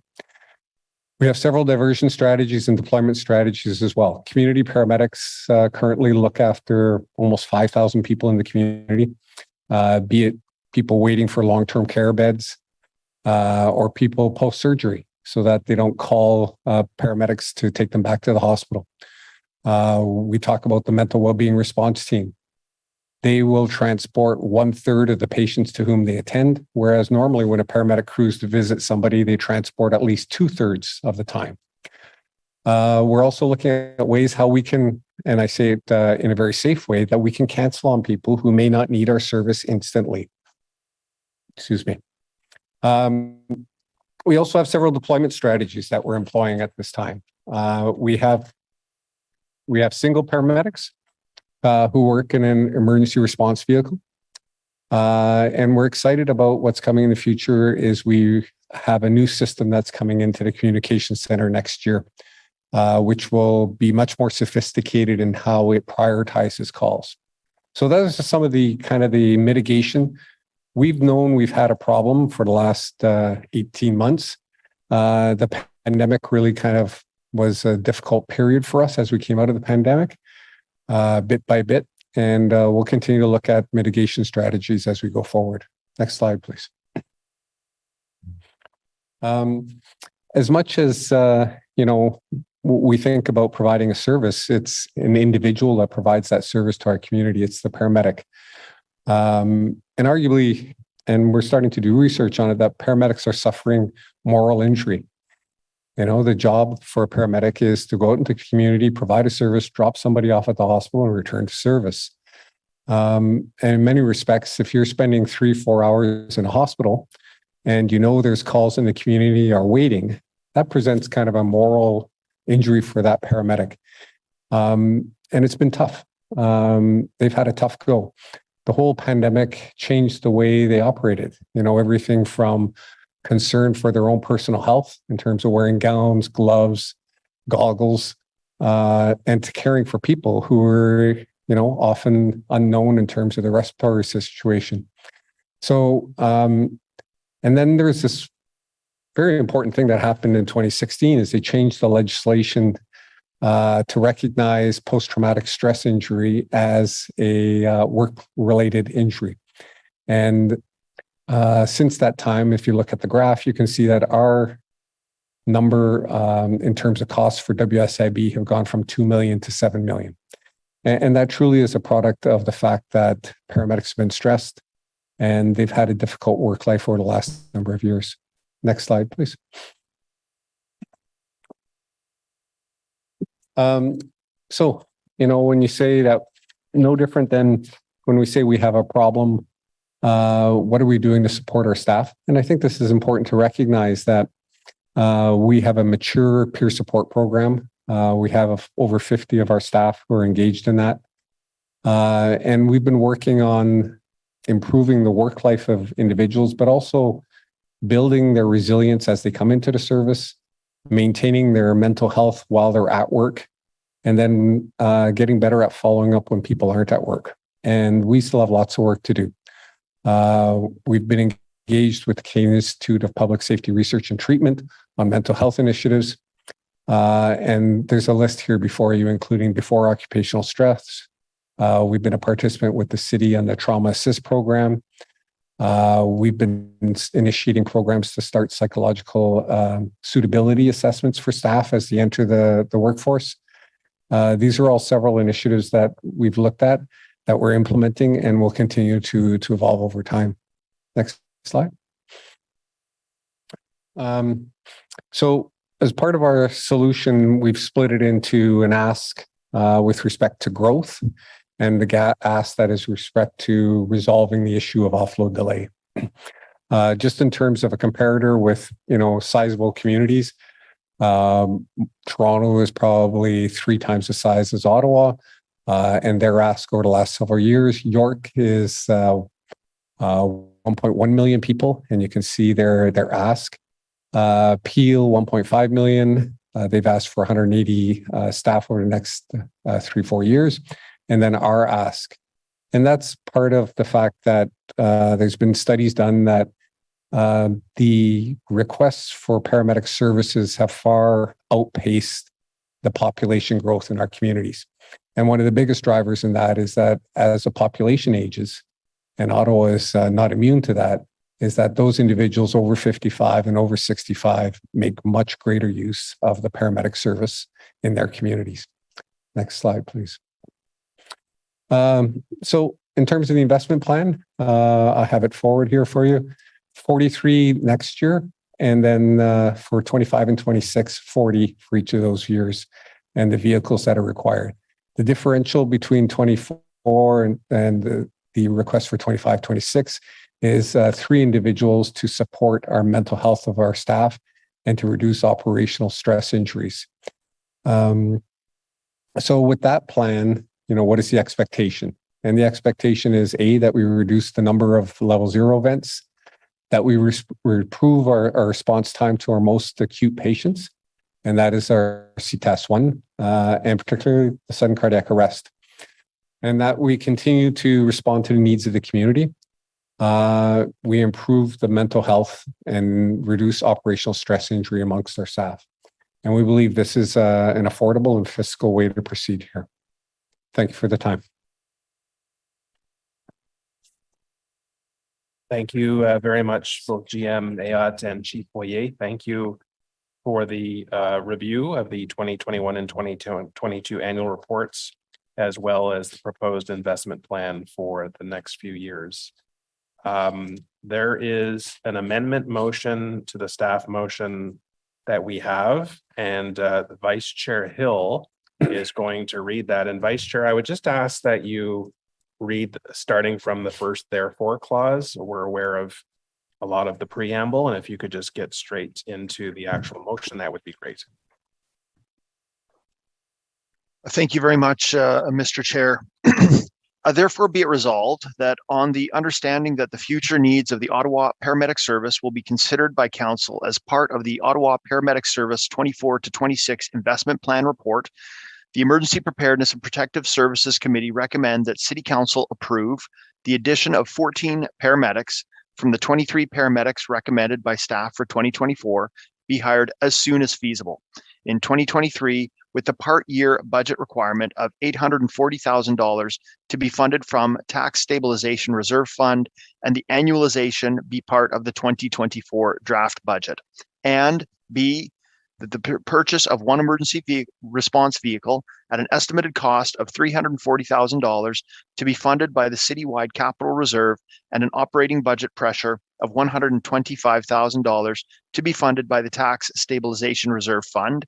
And be it further resolved that Mayor Mark Sutcliffe, on behalf of council, formally continue his efforts at advocacy by writing the Premier of Ontario and the Minister of Health, outlining the ongoing impacts associated with offload delay, and advocate to the province to implement solutions immediately to reduce patient offload delay and the number of occurrences and duration of when no ambulance is available in the City of Ottawa or level 0, to ensure that public safety and help the Ottawa Paramedic Service meet response time performance standards, and be it further resolved that Mayor Mark Sutcliffe and Chair Brockington meet with the leadership of the local hospitals to engage in solution-oriented discussions toward reducing or eliminating offload delays in Ottawa, and be it further resolved that Ottawa request a meeting with the Minister of Health as soon as possible, including at the upcoming Association of Municipalities of Ontario, to present the most recent annual report and to make clear to the Minister that the situation in Ottawa is critical.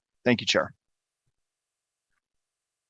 Thank you, Vice Chair. And I just think that last clause about AMO, it's the upcoming AMO conference. The word conference should be added.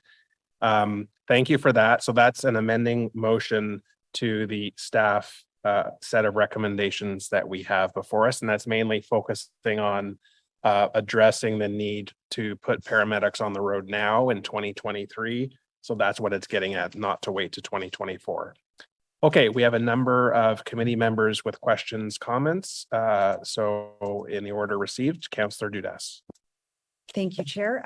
Actually, just after hearing that motion, just for my clarity, then that 14 paramedics would be in addition to, I believe, the 14 that we approved in the 2023 budget.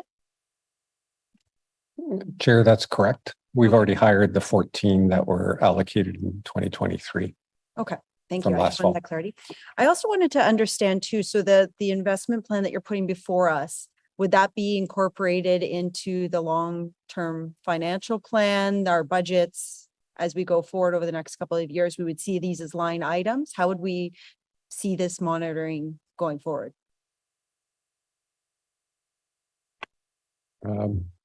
Chair Brockington, and my understanding is that the motion puts forward money from the reserve fund from this year, and that in future years it'd be, or starting in 2024, it'd be a pressure as part of the budget fall going into 2024 and going forward.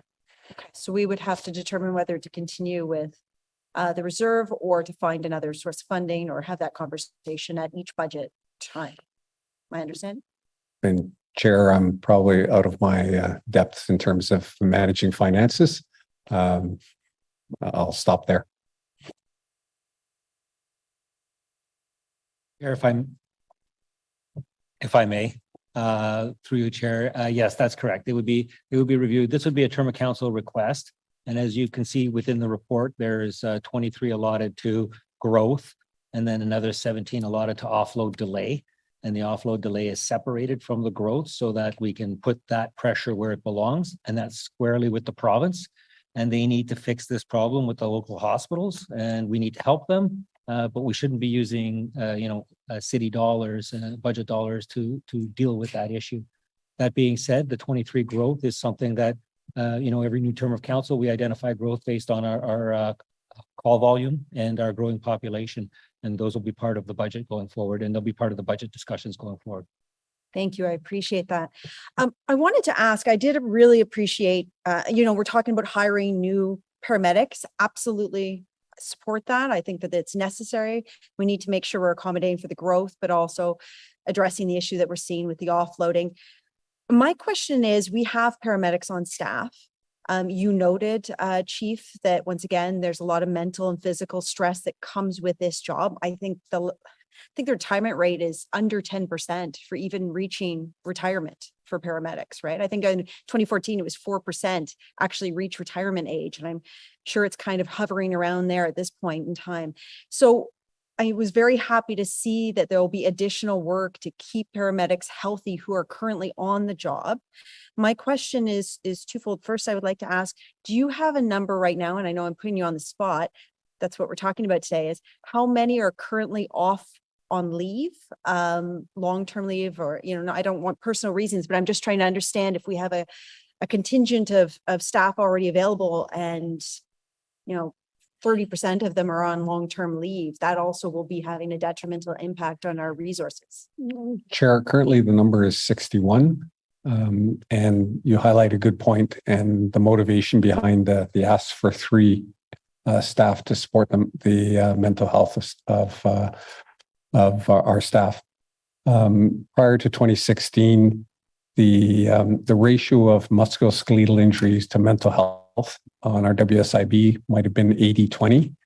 And today that's flipped. So most of our WSIB costs, particularly our long-term costs, are related to mental health or WSIB with a mental health component. And really the idea is that not just supporting individuals who are entering the service, but are within the service, but also finding better ways to get people to come back to work with the recognition that the longer somebody is off work, the less likely they are, or the more difficult the return to work is. We want to make sure we're taking care of the staff we have as well as adding to the contingent. I understand that completely. My last question though is a bit of a conundrum for me, and I very much appreciate the amending motion. I appreciate what you're asking for the long-term kind of investment into our staffing resources. My question is it going to make a difference? So, as long as I've been around either as a politician or as a resident of the city of Ottawa, ever since the province downloaded paramedics to us, the city has been dealing with offloading. Level zeros have only been increasing. They're constantly in the media. Everybody is having issues with this. Is adding more staff going to actually resolve this issue? Lobbying the province, I fully advocate for us to continue to do that. I look forward to the chair and the mayor doing that. Is this going to make a dent in the issue that we are facing, which is this constant undersupply of paramedics because they're so busy offloading at the hospitals, they're getting bogged down that we don't have enough on the road to accommodate the need. So will this number address that? Is it going to keep us at status quo, or do we have to continue to fight for more? Chair, my belief is that the number will help. And the issue of lawful delay, probably goes back 20 years.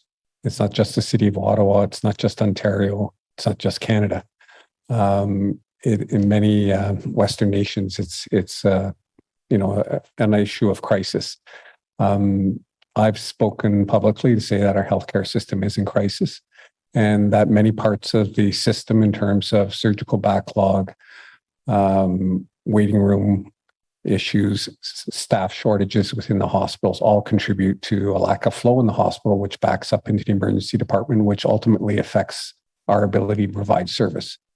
I think that for a number of years, we've said politically that the problem is a hospital problem and fix the problem. Two things are happening. One is, over the last couple of years, we've engaged very positively with the hospitals to mitigate and do our best on that front. And then the second item here, and what is novel about today, is that we're actually extracting what is the province's or the hospital's responsibility in the equation and saying, look, the 17 that we're asking for here are truly belong to the province and the accountability of the province. The community of Ottawa and our civic responsibility, we're taking care of growth in terms of the 23, but we're identifying what should be 100% funded. And that's what is novel, is we're saying it isn't just the fact that we need more, it's the fact that we're asking for more, and please pay your share, which is your accountability. That 17, pay those at 100%. I appreciate that. I'll remain cautiously optimistic. And if I can make a suggestion, drop the please from your ask. Out of all that, drop the please. We just need to demand it at this point. Thank you very much. Thank you, Councillor. Just on your line of questioning, we've got two major problems. One are response times. The data do not lie. We have a problem with our response. Putting more paramedics on the street will address the response times in that regard. But we could have a paramedic on every street corner in every ward. That will not solve the offload delay challenge that we have, which is right in the lap of the hospitals who are not at this table at this time. So I support the investment plan to put more paramedics on our street because I believe the response times are a critical issue. I believe we have a fundamental responsibility to react to this, and one way is through resources. But there certainly needs to be a better formulated plan with all parties when it comes to the challenge at the offloading that we're having in hospitals. And that's not a City of Ottawa, the corporate City of Ottawa challenge. We need the hospitals to step up. Councillor Plante, you're next. Oui, merci beaucoup, M. Poirier. Premièrement, je vais demander une question un peu technique, puis ensuite une question qui est comme focusée sur des solutions. So in my ward, we obviously have a lot of overdoses. And I was just wondering if you can explain, like, if I'm treating someone with naloxone, why do we still need to call a paramedic? Through the chair, the answer is that on many occasions, the community, individuals in the community don't call us. Right. And that's not a bad thing.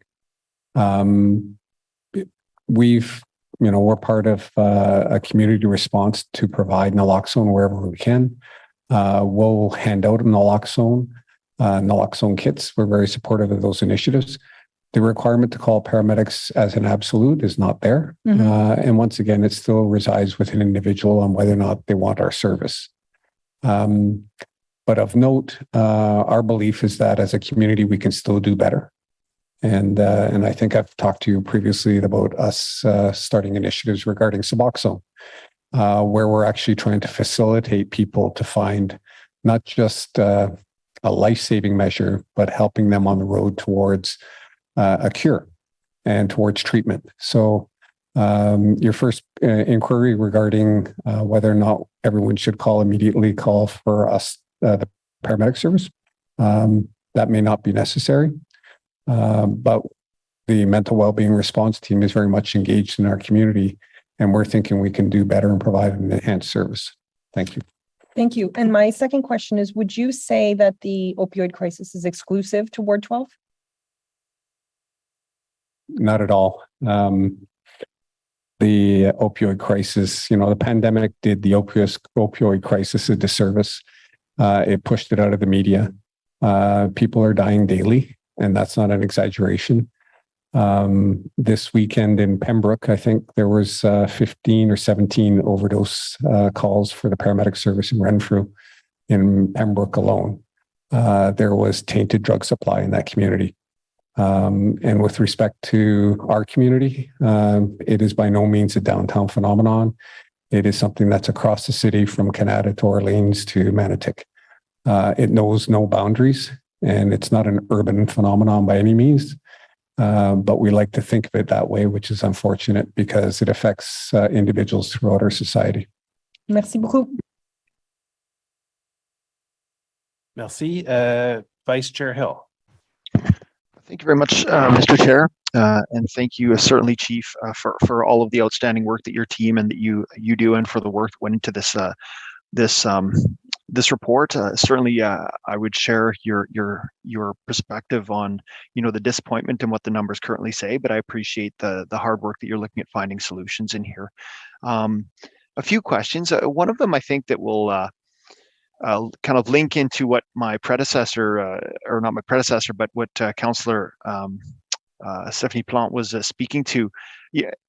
Are there partnerships with other local organizations that could perhaps reduce some of the pressure and stress on the paramedic service? And I know it might not be clean, but things like, I know, the Canadian Red Cross or St. John Ambulance or other organizations that have, existing structures that could perhaps be leveraged in some kind of way that could, provide some kind of an offsetting or peripheral support to the operations that you would conduct, understanding that there would be a difference in the nature of calls or things that they could do. But is that something that's even in the realm of doable? Through the chair, the partnership issue is very important. On a smaller scale, or something that you'll see in the coming weeks, we have medical venturers, MedVents, that support our activities at events like Canada Day. We also support St. John Ambulance in those activities at public events where there's a large crowd. and they're available to provide that initial first aid service. So we don't have any issues with that. If anything, we're very supportive of that in terms of bolstering the community from a first aid perspective. At the other end of the spectrum, when I looked at the sudden cardiac arrest data and our poor performance on that, we're a heart safe city. I think now we have over 1,300 AEDs in the community. And still that number is not great, because that number is a reflection not just of the paramedic service, but it's of our community response, which includes OC Transpo, bylaw, police, and the fire service, anyone who has an AED. So I think we can bolster our partnerships a little bit more forthrightly. We're actually investigating whether or not we can have an app that sends out a blast to advise somebody of a location where there may be somebody who's having a cardiac arrest. So it's not just city services that are providing the service, but that our community is able to respond. And this is something that's being done in Europe in several jurisdictions. So I think there are initiatives that we can bring forward to support our community, particularly on the community events in terms of large gatherings, and at the other end of the spectrum for sudden cardiac arrest situations. Thank you very much. Of the 51 FTEs that we're asking the province to pay for, will they all be paramedics? Or are we looking to them to expand that program into other types of FTEs, whether they be things like the dedicated offload nurse program or other types of complementary supports? Through Chair, our expectation is that there'd be 51 paramedics on that file. The idea here is that the dedicated offload nurse program, which is 100% funded by the province, the money flows to the paramedic service and then back to the hospitals, is kind of at a point of diminishing returns. And that is a result probably most highlighted by the fact of the inability or the difficulty that hospitals have in terms of hiring nurses. And that hasn't gone away in the last few years.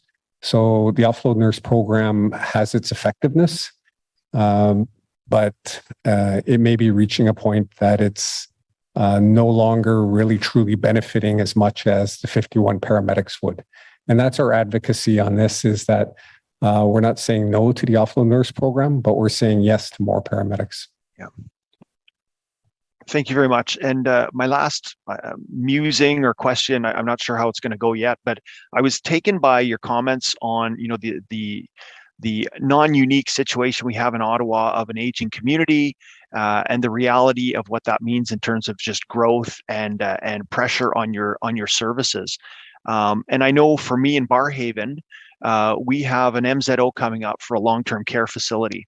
And I'm interested, perhaps to take this conversation, maybe it's into planning or maybe it's into community services, to look at the issue of, the pressures on our long-term care facilities and housing for, those vulnerable senior citizens who are perhaps in a situation where a hospital bed is the best option they have right now, but it's not necessarily the most appropriate option in terms of long-term care, and just perhaps seeing what can be done to reconcile that. Because my assumption would be that reducing personnel who are currently taking hospital beds that could be in other types of similar facilities, like a long-term care facility, would provide an element of relief to this. Is that a fair perspective to take on that, Chief? Through the Chair, absolutely. And, just to highlight the context or the world we're living in, I didn't mention previously that one of the factors backing up the hospitals is those patients or those individuals who are awaiting long-term care beds who may be in a hospital. Currently, I mentioned earlier that our community paramedics probably take care of almost 5,000 people in the community, many of whom are waiting for long-term care beds. And we're very supportive of these kinds of initiatives, no different than a paramedic that's part of the West Carleton Family Health Team. We believe that paramedics can help people stay safely at home while awaiting long-term care beds. And I think that's an important initiative, once again, to keep people out of the emergency department. But, for the most part, people would rather be safe at home and have their service or health services provided in their home. Thank you. Thank you very much, Chief. That's all of my questions. Thank you, Vice Chair. Councillor Kelly, you are next, and then Devine and Johnson. Thank you very much, Chair, and thank you, Chief Poirier, for being here today and for the presentation and for the work you do in leading the paramedics in the city of Ottawa and the great work that they do showing up to some of those difficult calls. And it was almost 3 years ago to the day that I first learned about Level 0 and what it was. June 17th, 2020, my mom passed away at home. She had a sudden medical event. My father called 911 and was told that there were 0 ambulances available in the entire city of Ottawa. And we ended up receiving some paramedics from Renfrew County, and obviously very appreciative of them and the system that the province has in place to dispatch the closest paramedic. So this is something that's been on my mind for a while, and one of the motivating factors for me to become a city councillor. And so I'm obviously happy to see the plan and the investments that are hopefully going to improve some response times and availability for Ottawa paramedics when they get a call.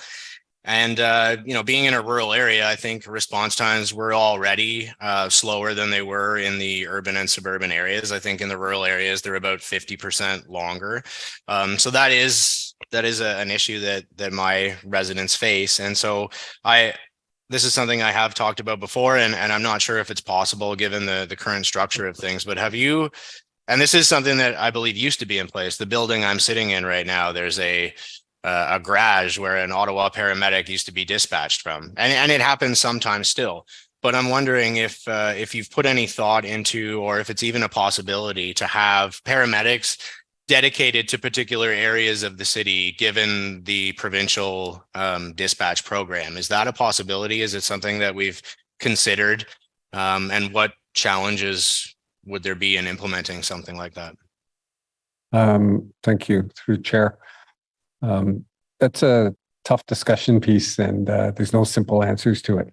In the simplest version, the more that we diminish offload delay, the greater our chance to have resources available in the community. And it's always kind of fascinated me that if we're at level 15, as in 15 resources in the community, we can get to most any call and deliver the service in a timely manner, and our response time standards are always met. And think of the disparity between level 15 and level 0. Kinburn used to have a paramedic there situated on a daily basis. And what happened over several years is that they would always get called into the city, because as we continued to get towards level 0, this plan starts to push our resources back to where they should be, further out into the community. And allowing us to actually provide an enhanced service, not an enhanced, but a better service for our rural areas. And I don't know the exact timeline, 7 or 10 years ago, we eliminated the idea that there was a response standard that was separate for the urban center versus the rural center. So what I reported today is a singular response time for all of our community. And recognizing that our geography is a little bit different than many communities or urban centers, Peel or Hamilton, Toronto, those kinds of things that are strictly in urban. We have to provide a service that provides a service to not just urban, but suburban and rural. And the challenge that results in that is that having a single response time standard makes that very difficult. So all the more reason to solve the offload delay issue so that we can get our paramedic crews out into the community. More and more what we're doing is to ensure that we're able to provide the service is that we're expanding our paramedic response unit, our single paramedic in a vehicle, and putting them on the periphery of the Greenbelt to allow them to provide that enhanced service so that you can get a primary care paramedic or an advanced care paramedic and their skill set into our rural areas in a timely manner. So I'm optimistic that bit by bit we'll be able to have those resources in, Osgood, Manotick, Richmond, and Cumberland, and particularly Kinburn over the next year or so as we enhance our staffing. Thank you. just a follow up to that question in regards to the single paramedic on the periphery of the Greenbelt. I know that paramedics often show up to really difficult situations, and I'm just wondering if there's a non-trained paramedic also with those individuals so that they're not showing up to situations alone, or would they be accompanied by a police officer or something? No, for the most part, they show up alone. Okay. If there's any hesitation about their personal safety, we have procedures and protocols in place where we'll ask police to attend with us. And if it's a sudden cardiac arrest or those kinds of events, we'll also ask the fire service to support us as well. And one jurisdiction, well, there's a couple. I've looked at Winnipeg, and right next door to us in Renfrew County, that paramedic service has been recognized for some of the innovative work that they're doing. And I think you touched on it. The visits to vulnerable people that have been identified, people who often present at the emergency room because they don't have primary care or a primary care option like a family doctor or a walk-in clinic. And sometimes you even see people in the emergency room to get their medications prescribed or filled. And so I've looked at what they do, and it sounds like what you're working on with the community paramedic program. And I think I'm lucky to have that program operating in my ward. And I've spoke at length with Dr. Barry Bruce, who you may know as part of that clinic. And he's very pleased with the improvements in the level of care that they've been able to achieve with that program. And I'm wondering, do you see the city shifting in that direction with the community paramedic program? Is that what you're trying to achieve with that program? And then do you see opportunities to expand that? And what would you need from the city in order to deliver that sort of service? The answer is yes. Many initiatives that are undertaken in communities are not necessarily novel or unique, but they're a plagiarism from some other community. And we're absolutely proud enough to do that. Our community programs, some of them are unique, but for the most part, they're a reflection of what we've seen in other communities, be it here in Canada, be it in Renfrew or London in the UK. These programs are all kind of the idea that, are there ways that we can do better in terms of not taking people to the hospital and providing the care and the service that they would expect? And that's the premise we work under. And the secondary item is that by doing this, are we protecting the emergency service that we provide as well? So those are kind of the two criteria that we use as we investigate these. And keeping people safe at home, be it waiting for long-term care or something in a different way, would be following a surgical event. So we have a program with the MO4 where we follow up on some patients post-surgery so that they don't call the paramedic service to take them to the hospital, that we actually are able to provide the service to that individual in their home. So this actually is where we're looking at expanding the service we provide. The tenuous piece on that is that currently it's 100% funded, our community paramedics, by the province. But it's year-to-year funding, and that has its challenges in terms of managing the staffing, and with an understanding that when you offer a service to a community, that you hate to have that sense that it may disappear a year from now. But to date, community programs have shown their value to the community, and our expectation is that the province will continue to fund those at 100%. I'm happy to hear that, and I'd be willing to work with colleagues to try and convince the province to revisit the approach to funding so that you can be a little more comfortable in doing that. That's all the questions I have for you, Mr. Poirier, and I just have one last comment about the motion that was moved earlier, which I'm supportive of. Overall, I just wanted to point out the fact that we are again asking the mayor to write a letter to the province, which I'm fairly certain yesterday the mayor said he was not supportive of motions that asked him to write the province. I think we've done that almost on a bi-weekly basis since November.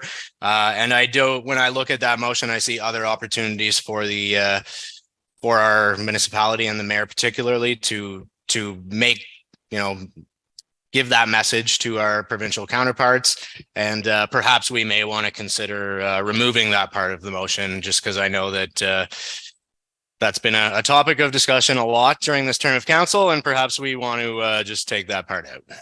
That's all I have, Mr. Chair. Thank you.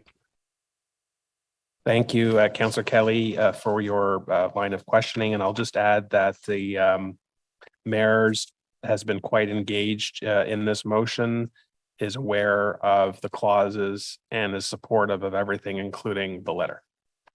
So, Here. Thank you for that. Councillor Devine, you're next, then Johnson. Thank you, Chair. I'm really glad we're having this conversation now, as soon as we are, in the context that we as a council are currently still in the middle of our strategic priorities, our strategic term of council priorities conversation, and that document has not yet been set in stone. And I think these kinds of matters should be taken into context as we advance on that. And I'm also appreciative of the fact that we're having this conversation now, several months before we start talking about our budget 2024, because I think this kind of emergency is going to have to be reflected in the conversation that we have then. And on that subject, what I really also appreciate is that you tied your need not just to population growth, but by how the aging population growth has a very specific nuance in how it affects your demand for service.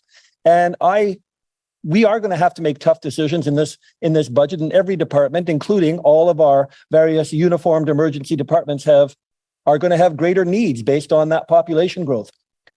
But no one has certainly been as clear as you have, sir, about crystal clear the direness of the emergency, but the correlation between that aging population and how it affects you more. I can now understand with clarity how an aging population will extrapolate the need for your services more than that aging population, no disrespect to others, may have an increased proportional need to police or fire or bylaw. So I really appreciate that clarity, and I'm going to bring that clarity back to council when we start at our budget priorities discussion, when every department is asking for more, as they will, as they must, that we should use that context to address this need here. So thank you very much for sharing that.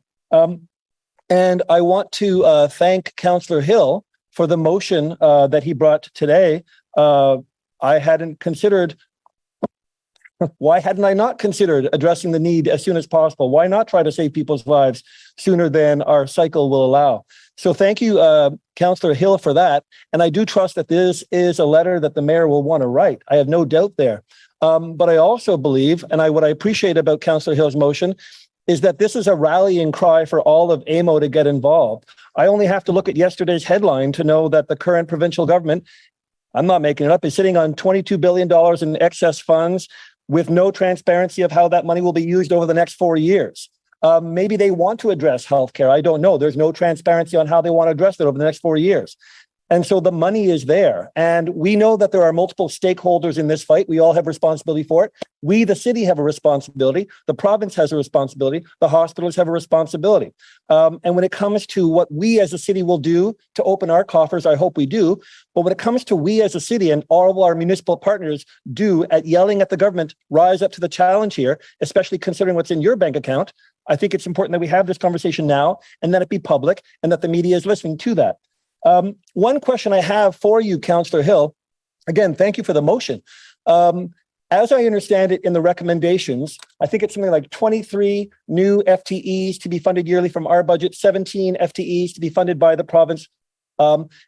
Councillor Hill, in what you're advocating for to try to expedite that and that those funds are coming from our reserves, would any of the FTEs, any of the new paramedics you are seeking to fund be those that were to be funded from the successful from the province as per the recommendations? Did I phrase that right? Vice Chair, you can take a stab at it, or I can go straight to staff who can. I would recommend to go straight to staff. They'll have the better data. Thank you very much. Chief. Thank you, Chair. I'd be happy to answer that. No, they're directly related to the 23 based on growth. So they're not related to the 17 based on the request of the province and the hospitals. Okay. What we're doing is we're accelerating the hiring of the 23 next year. We're accelerating the hiring of 14 of those 23 happen immediately or as soon as feasibly possible. Okay, thank you. Just a couple more questions for the chief. So I know that necessity breeds inventiveness, and both from what we saw at our tour last week and from what you've described here in your mitigation strategies, there is a commendable amount of inventiveness, which I'm very much appreciative for. When you talk about all of the mitigation strategies you address, whether it be having a paramedic installed at a hospital to relieve 4 crews, i.e. 8 paramedics back on the road, or having, I think you said something like a service logistics team that could refit the car and get it back on the road. Are those mitigation strategies already in place? And therefore, even with all of this wonderful inventiveness, we're still in this situation? Or are those part of the plan and you are basing your need part based on that implementation? Through the chair, the answer is we already have those mitigation strategies in place, but some are like the paramedic at the hospital. We started that December 31st, 2021. The mobile logistics support unit was probably started about 6 weeks ago. So some are in different levels of maturity and usage at this time. And we have other strategies that we're prepared to implement in the weeks and months ahead. All right, thank you. And I look forward to seeing the ongoing positive responses from those. 2 more questions. Now, when it comes to how we might lobby hospitals to do better or work with hospitals, can I assume that your paramedics, especially when they're sitting there for 2 hours watching the hospital not do what they would like them to do, does the insight from your staff, from your paramedics, will that insight be something that we can mine as we then go to hospitals and advocate and lobby for improvements? Can we learn from will that be part of the conversation? Sorry, through the chair, could you just expand on the inquiry, I suppose sometimes your paramedics are the ones that are there in the hospitals waiting for 2 hours and so. Forgive me for not being an expert on it, but will the insights gleaned from your team on possible recommendations on how to improve things, is that a useful part of the advocacy on what we can do? Absolutely. Through the chair, an example is a couple of the other initiatives where last fall, paramedics were kind of frustrated by the fact that they could not continue to provide treatment while on the stretcher. So that was a change that, almost overnight, we said, well, why not? Let's talk to our physician group and let's get you permission to continue treatment for 2 reasons. One is to provide care, but also to help speed the flow of that patient through the emergency department. No different than prior to last fall, I think it was last November, that we did not permit physicians to start the treatment on the stretcher. And we changed that policy to say, hey, physician, you can start your treatment on the stretcher with an idea to speed the flow of that patient through the emergency department. So absolutely, staff have been kind of innovative in terms of how they're thinking about what we can do. Much like at times they say, could we actually have 2 paramedics take care of 8 patients? So we've had that discussion with hospitals and we have done that not on a regular basis, but we're continuing to expand the program to be able to do that. So the paramedics are the ones who come up with a lot of the good ideas in situ that we can then choose to implement. And I think there's a lot to be said for the fact that the paramedics have been involved in many of the mitigation strategies that we've implemented. So, and it sounds like the minutia of it, but currently we'll send a paramedic to the hospital towards the end of a number of crew of their shift. So at 2:30 in the morning, we'll send a paramedic to hopefully relieve 2, 3, or 4 crews so that they can get back at 3 in the morning so that they may come back to work the next day. And these are kind of the small little things that the staff themselves have generated, which help the patient, but also help our service so that we continue to provide service, understanding that, the mental stress, the workload on the paramedics has been significant and in many ways unrelenting. So no, the paramedics have been part of the discussion and been very innovative. Thank you. Thank you. And I have one last question. I very much appreciate, although it's sad to hear the anecdote that Councillor Kelly shared about how a level 0 incident led to a tragedy in his own household, in his own family. And I'm very, very moved by the data you show about how, the lack of response time, the growing demand and all of the time wasted or lost. do we have data? Can you paint a picture on when it comes to us not responding to those CTAS1, level 1, and those cardiac arrests? I can only imagine what happens when we cannot respond quickly enough to those cardiac arrest calls or those life-threatening calls. But those are the human lives impacted either through deaths that may have been prevented or great suffering that may have been diminished. Do we have that kind of data from your end on calls that could have been responded to sooner and what happens when we can't? Yeah, there are a number of calls through the chair that have caused, us collectively stress. Our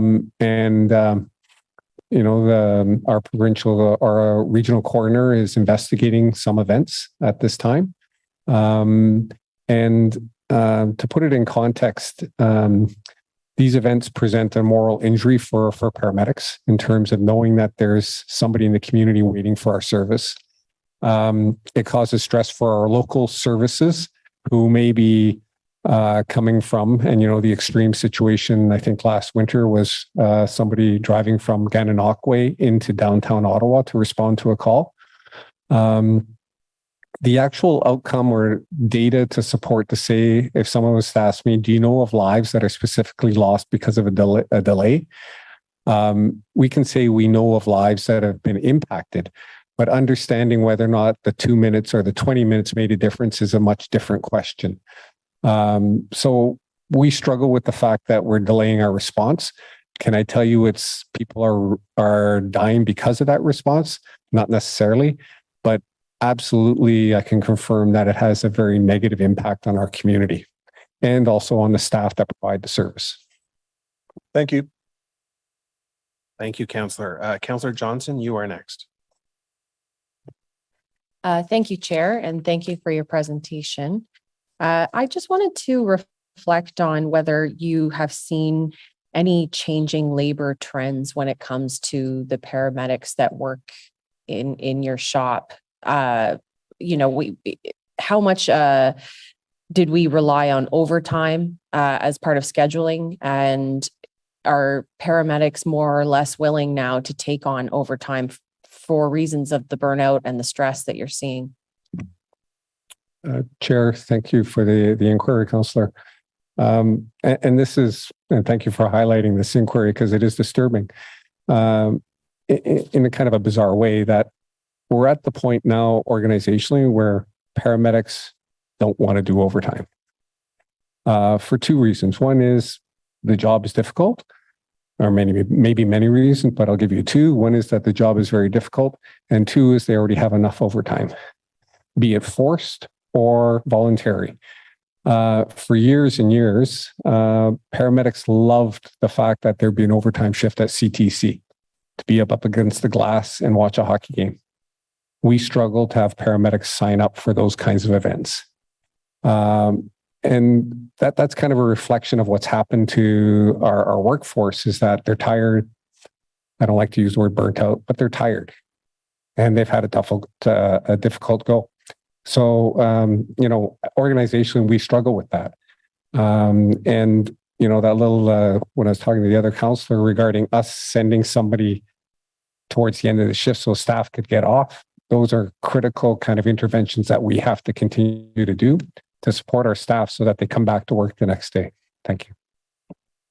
Thank you for that, those details. I was speaking to someone who worked in scheduling in the paramedic service, and they were describing much the same thing. So when we're conceiving of, where paramedics are going, it's easy to sort of call up those moments where they're in their ambulance, they're going to a call, they're running around. But you're right, we do have a lot of major public events that require that type of support as well. And so we put that additional pressure on.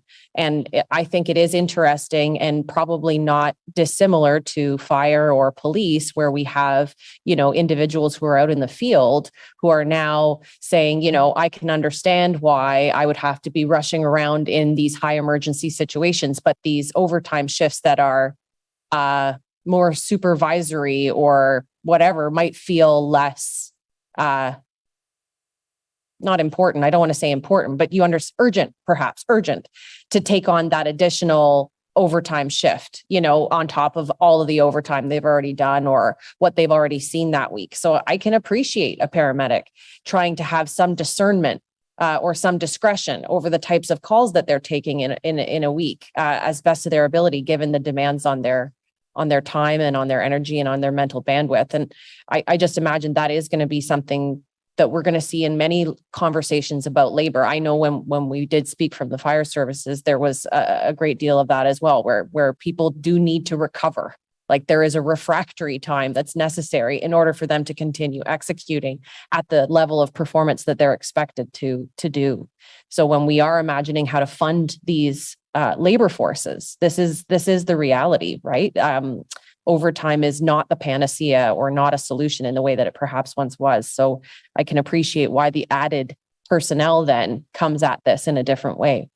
I was also wondering, so with this report, I mean, it was an incredible report. I had my staff brief me on it a couple of days ago, and I made sure to read it myself. And because they were just saying you should see the number of different initiatives that are within this report to try and address all the needs that are being put to paramedics.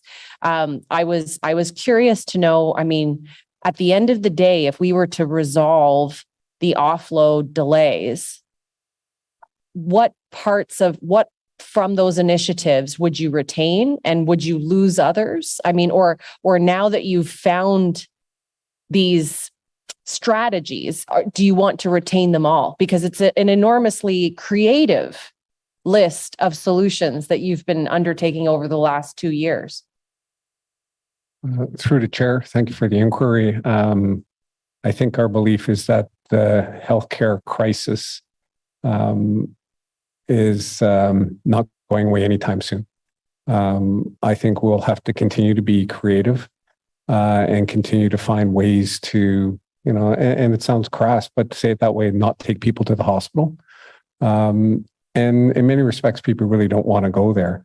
Really what they're asking for is a service to be provided. And we're going to continue to look for ways to provide that service in the community. And, we really haven't tapped into some of the really creative initiatives that are taking place in other jurisdictions in the world. And in London and the UK in particular, for the last 15 years, they've been doing a secondary dispatch. They've had paramedics do an evaluation of the call before we go. They've had the paramedic to the point of prescribing an antibiotic over the phone and linking with a pharmacist to make sure that that drug's available, so that and maybe even having that delivered to the individual. So there's so much more that we can do as we continue to work down this process, because the issues within healthcare are not going away.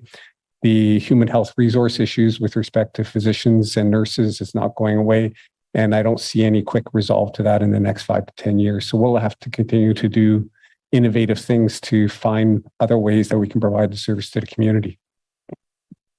Okay, that's very interesting. It does seem that you're tying yourself in knots to try and solve an issue that is systemic, and I appreciate that is a challenge. It does appear, I mean, you did hire those 14 paramedics earlier this year, and I think they just graduated. We saw them on the steps of the center.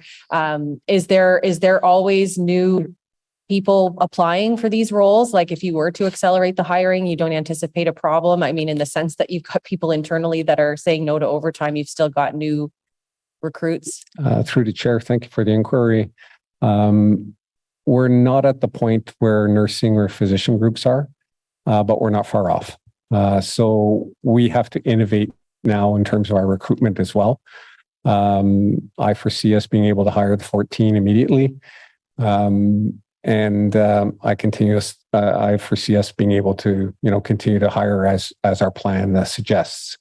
But in reality, paramedic services across the province and across the country are starting to see that decrease in the overall enrollment. So an example in Toronto is they used to get 2,000 inquiries or submissions for new jobs when they were hiring a couple hundred. Last year, I think they got 500 or 600. Our situation, we used to get 500. I think we had just under 200 in our last recruits.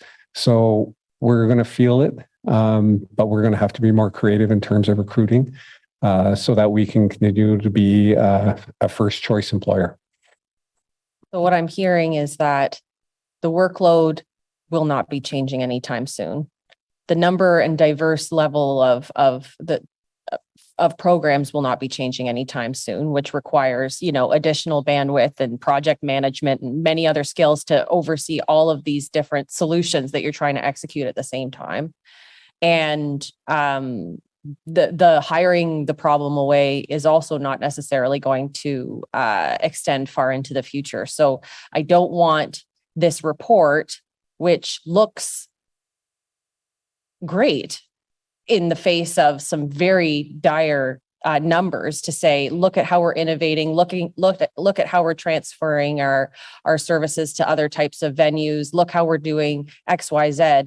This is not a get out of jail free card for any other level of government or any other solution to come forward. I would hate for, your team's innovation and commitment to the city of Ottawa's healthcare, and I'm sure it is in other municipalities as well, to get other levels of government off the hook here. Sometimes I would hate for us to look too creative. Like, for example, with the general and wellness card, and finding out that, not everybody was needing the level of service they had. Like those types of creative solutions. I'm very impressed that you've gone to that level of searching for solutions, but we do need other levels of government here today. Thank you. Thank you, Councillor. Councillor De La Roche. Thanks, Chair. Thanks for the presentation and some good questions, and pleased to see the work you're doing over the last year. And I thank you and all your team for the tremendous effort that goes into it, and it's so important. So thank you. Looking at the motion here, I'm obviously inclined to support it for some very good reasons, but this is a very big band-aid on the current situation. The financial underpinnings of this are fragile. We're going into a tax stabilization reserve. You're basically shoehorning yourself into the 2024 budget. So I hope people recognize that when you're planning the 2024 budget, that the decision making today will essentially shoehorn you into it for all the right reasons. And I've put you at the top of the list in terms of the funding that we need to provide you. I'm curious though, and again, the tax stabilization reserve, I think we have to be very cautious when we go into it, and we need to go into it for the right reasons. We're 6 months into the fiscal year, 6 more months to go, and let's hope we don't have a storm or event where that reserve really was intended for some unforeseen circumstances. So we're being strategic here, and in my mind, I think this helps us as leverage for the province when they say to us, well, what are you bringing to the table? Well, we're stretching. Again, this is a big band-aid. We're stretching to do more. I guess I'm curious why 14? You could have come up with 10, you could have come up with 12, and I know ideally 23, but again, the financial underpinnings have to be there. So why 14? Through the chair, thank you, Councillor, for the inquiry. Ryan was just leaning over and says, they're going to ask you this. Well done. I think it's a test of reasonableness. Normally, our class sizes within the paramedic service are 12 to 16. So from a test of reasonableness, 14 is a good number. And I think it's something that we can manage well and without a significant disruption to our service. So that's how we arrived on the number 14. Arguably, could it be 23? There's also the test of what is fiscally responsible in the broader sense of what you just described in terms of the financial position of the city. So I'm comfortable with the number 14. I advocated for a reasonable class size, that in a short term that we can have that class together and on the street as soon as possible to start to make that difference in our performance and our service to the community. Yeah. Okay. Thank you for that. And that's helpful. If this is approved by this committee and by council, the pressure will be on you to use this money and get people in there as quickly as possible. And you're confident you can do that in the timeframes that we have. Good. Okay. Curious on item B, again, for the capital reserve, I take this as for the equipment and what have you. Don't you have your own reserve at the paramedic service? And why wouldn't you just use your own reserve? Through the chair. Yeah, interesting parts of how the city works. The vehicles that a paramedic is in, be it the Ford Explorer or an ambulance, are the, I say the word property, fleet. So we don't have the capital reserve in terms of vehicles. My predecessor and the former general manager, Anthony DeMonte, had asked for an enhancement to our vehicle status. And that was over the last couple of years. And that has just been a matter of catch up. And what's happened is that there's been a significant delay in terms of vehicles, not just chassis, but the chips through the pandemic. So I think your first inquiry would have been, do we have a reserve? No, we don't. Fleet is the one that maintains our vehicle fleet. And we're on a daily basis struggling with our fleet. And that's not a criticism of fleet, but just in terms of the number of vehicles and the availability of fleet. Okay. And lastly, each and every year we see the growth assessment, right? That comes in to the annual budget process. And I think this year was somewhere around, 9 million. People can correct me if I'm wrong. And these are new taxpayers coming into the system, moving into their homes, moving into their condos, what have you. And sometimes we treat it like a windfall. It's not, because that has to be deployed to provide services to these new people who have moved into the city and increase the population. So we're doing this service review, and I'm sure we're all putting ideas forward, but I really, really want to start tracking that growth money and where is it going in the administration? Because I would put you at that top of the list to make sure that you are properly getting some of that growth assessment. So you got growth assessment in the 2023 budget this year. And maybe you've mentioned it during the presentation, but what kind of hires were you able to do with that? Through the chair, the 14 that we were allocated, they've already been hired. We're actually, I think at this point, we've already hired 43 staff this year.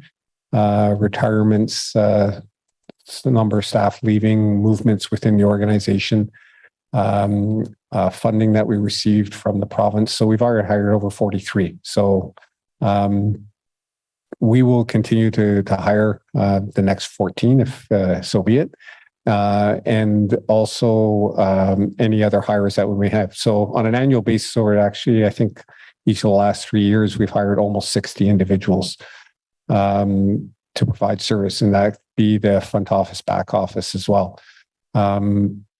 We get a lot of one-time funding. If you notice that, 75 of the 130 is provincial funding.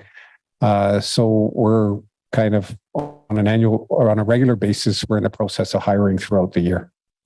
Okay. Thank you. And again, it's something that I'm going to look at over the course of the next year in terms of in this term of council, where's that growth money going? And again, maybe we have to make some tough decisions that not everybody in the department gets kind of the share they're thinking they're going to get, because we have to focus on some other priorities. So those are my questions, Chair. Thank you. Thank you, Councillor. I do want to provide a few thoughts before we vote. First, again, thanks to staff for the annual reports and the investment plan to committee today. I will be supporting both recommendations that are before us. And I do want to thank the personnel of the Ottawa Paramedic Service, not just paramedics, but all support staff as well. This is a challenging industry to work in. And on behalf of the committee, we sincerely appreciate all the men and women who serve in the Ottawa Paramedic Service. So I want to raise that and provide my thanks. I do want to turn my attention to something that has concerned me since the day I got elected. We've started going through this data, and I want to put some context to my comments first, and that's regarding Walkerton.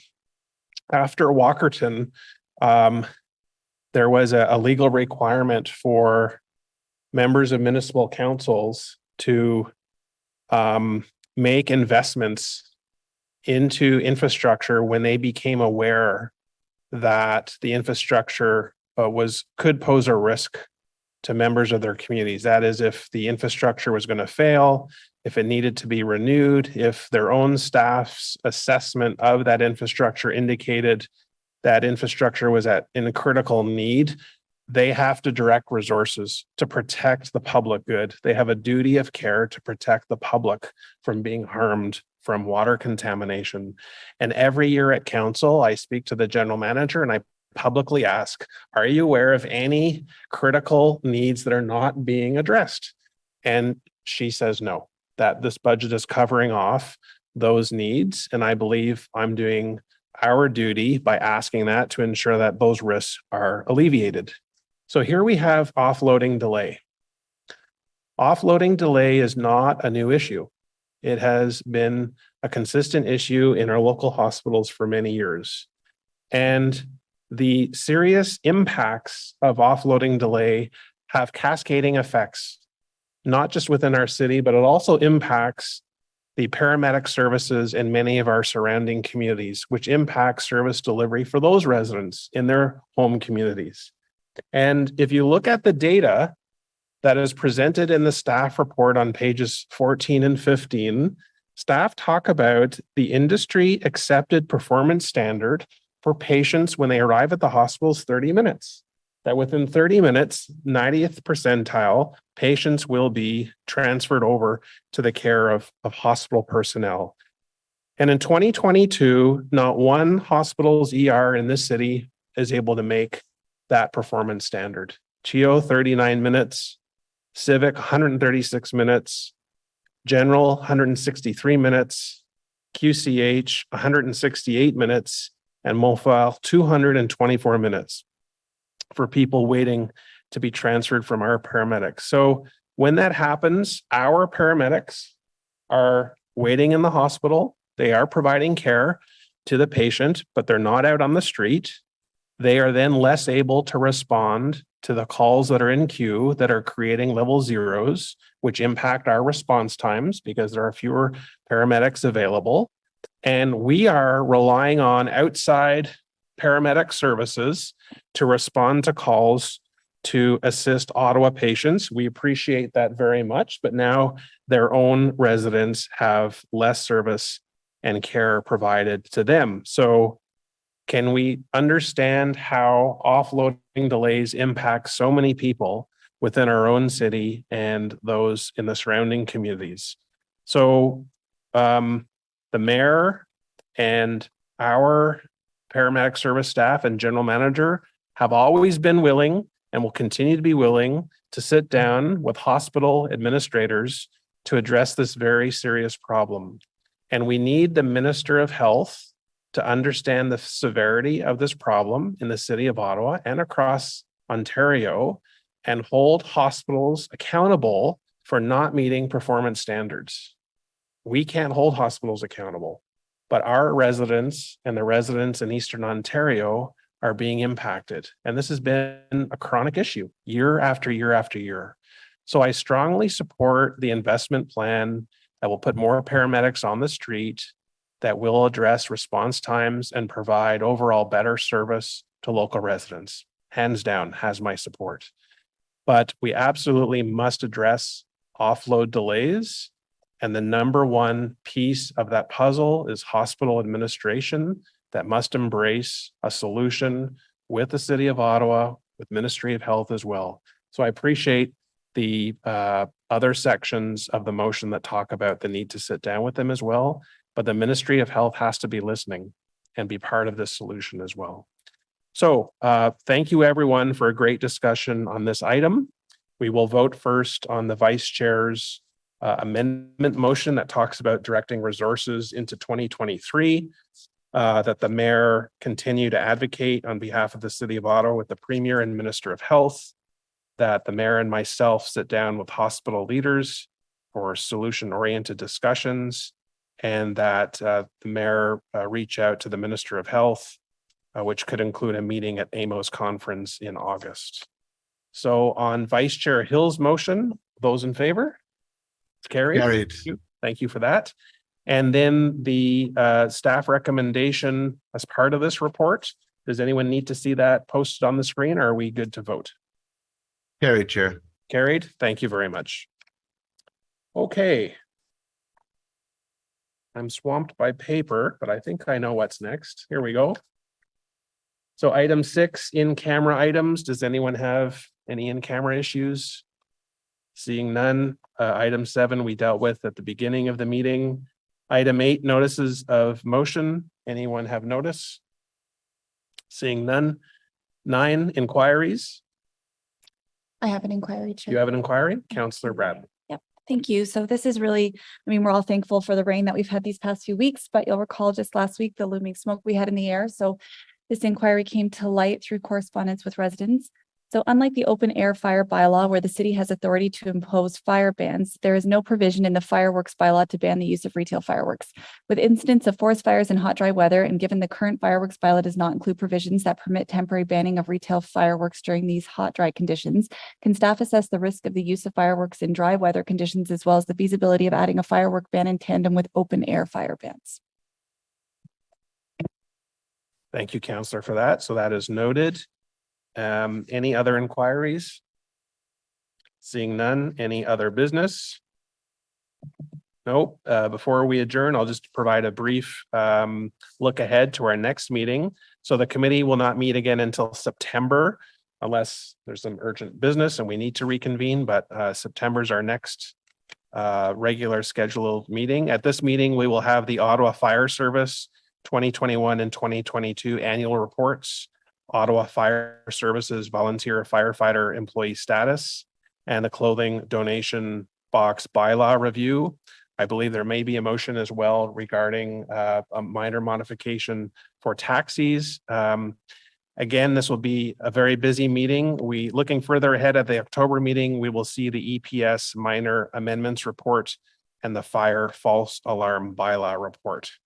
So we got through a lot today. I appreciate everyone's focus. Thank you to all. Have a great summer and an early happy Canada Day to all of you. So thank you very much. The business of this committee meeting is now over, so this meeting is adjourned. Thank you. Way to go, Chair.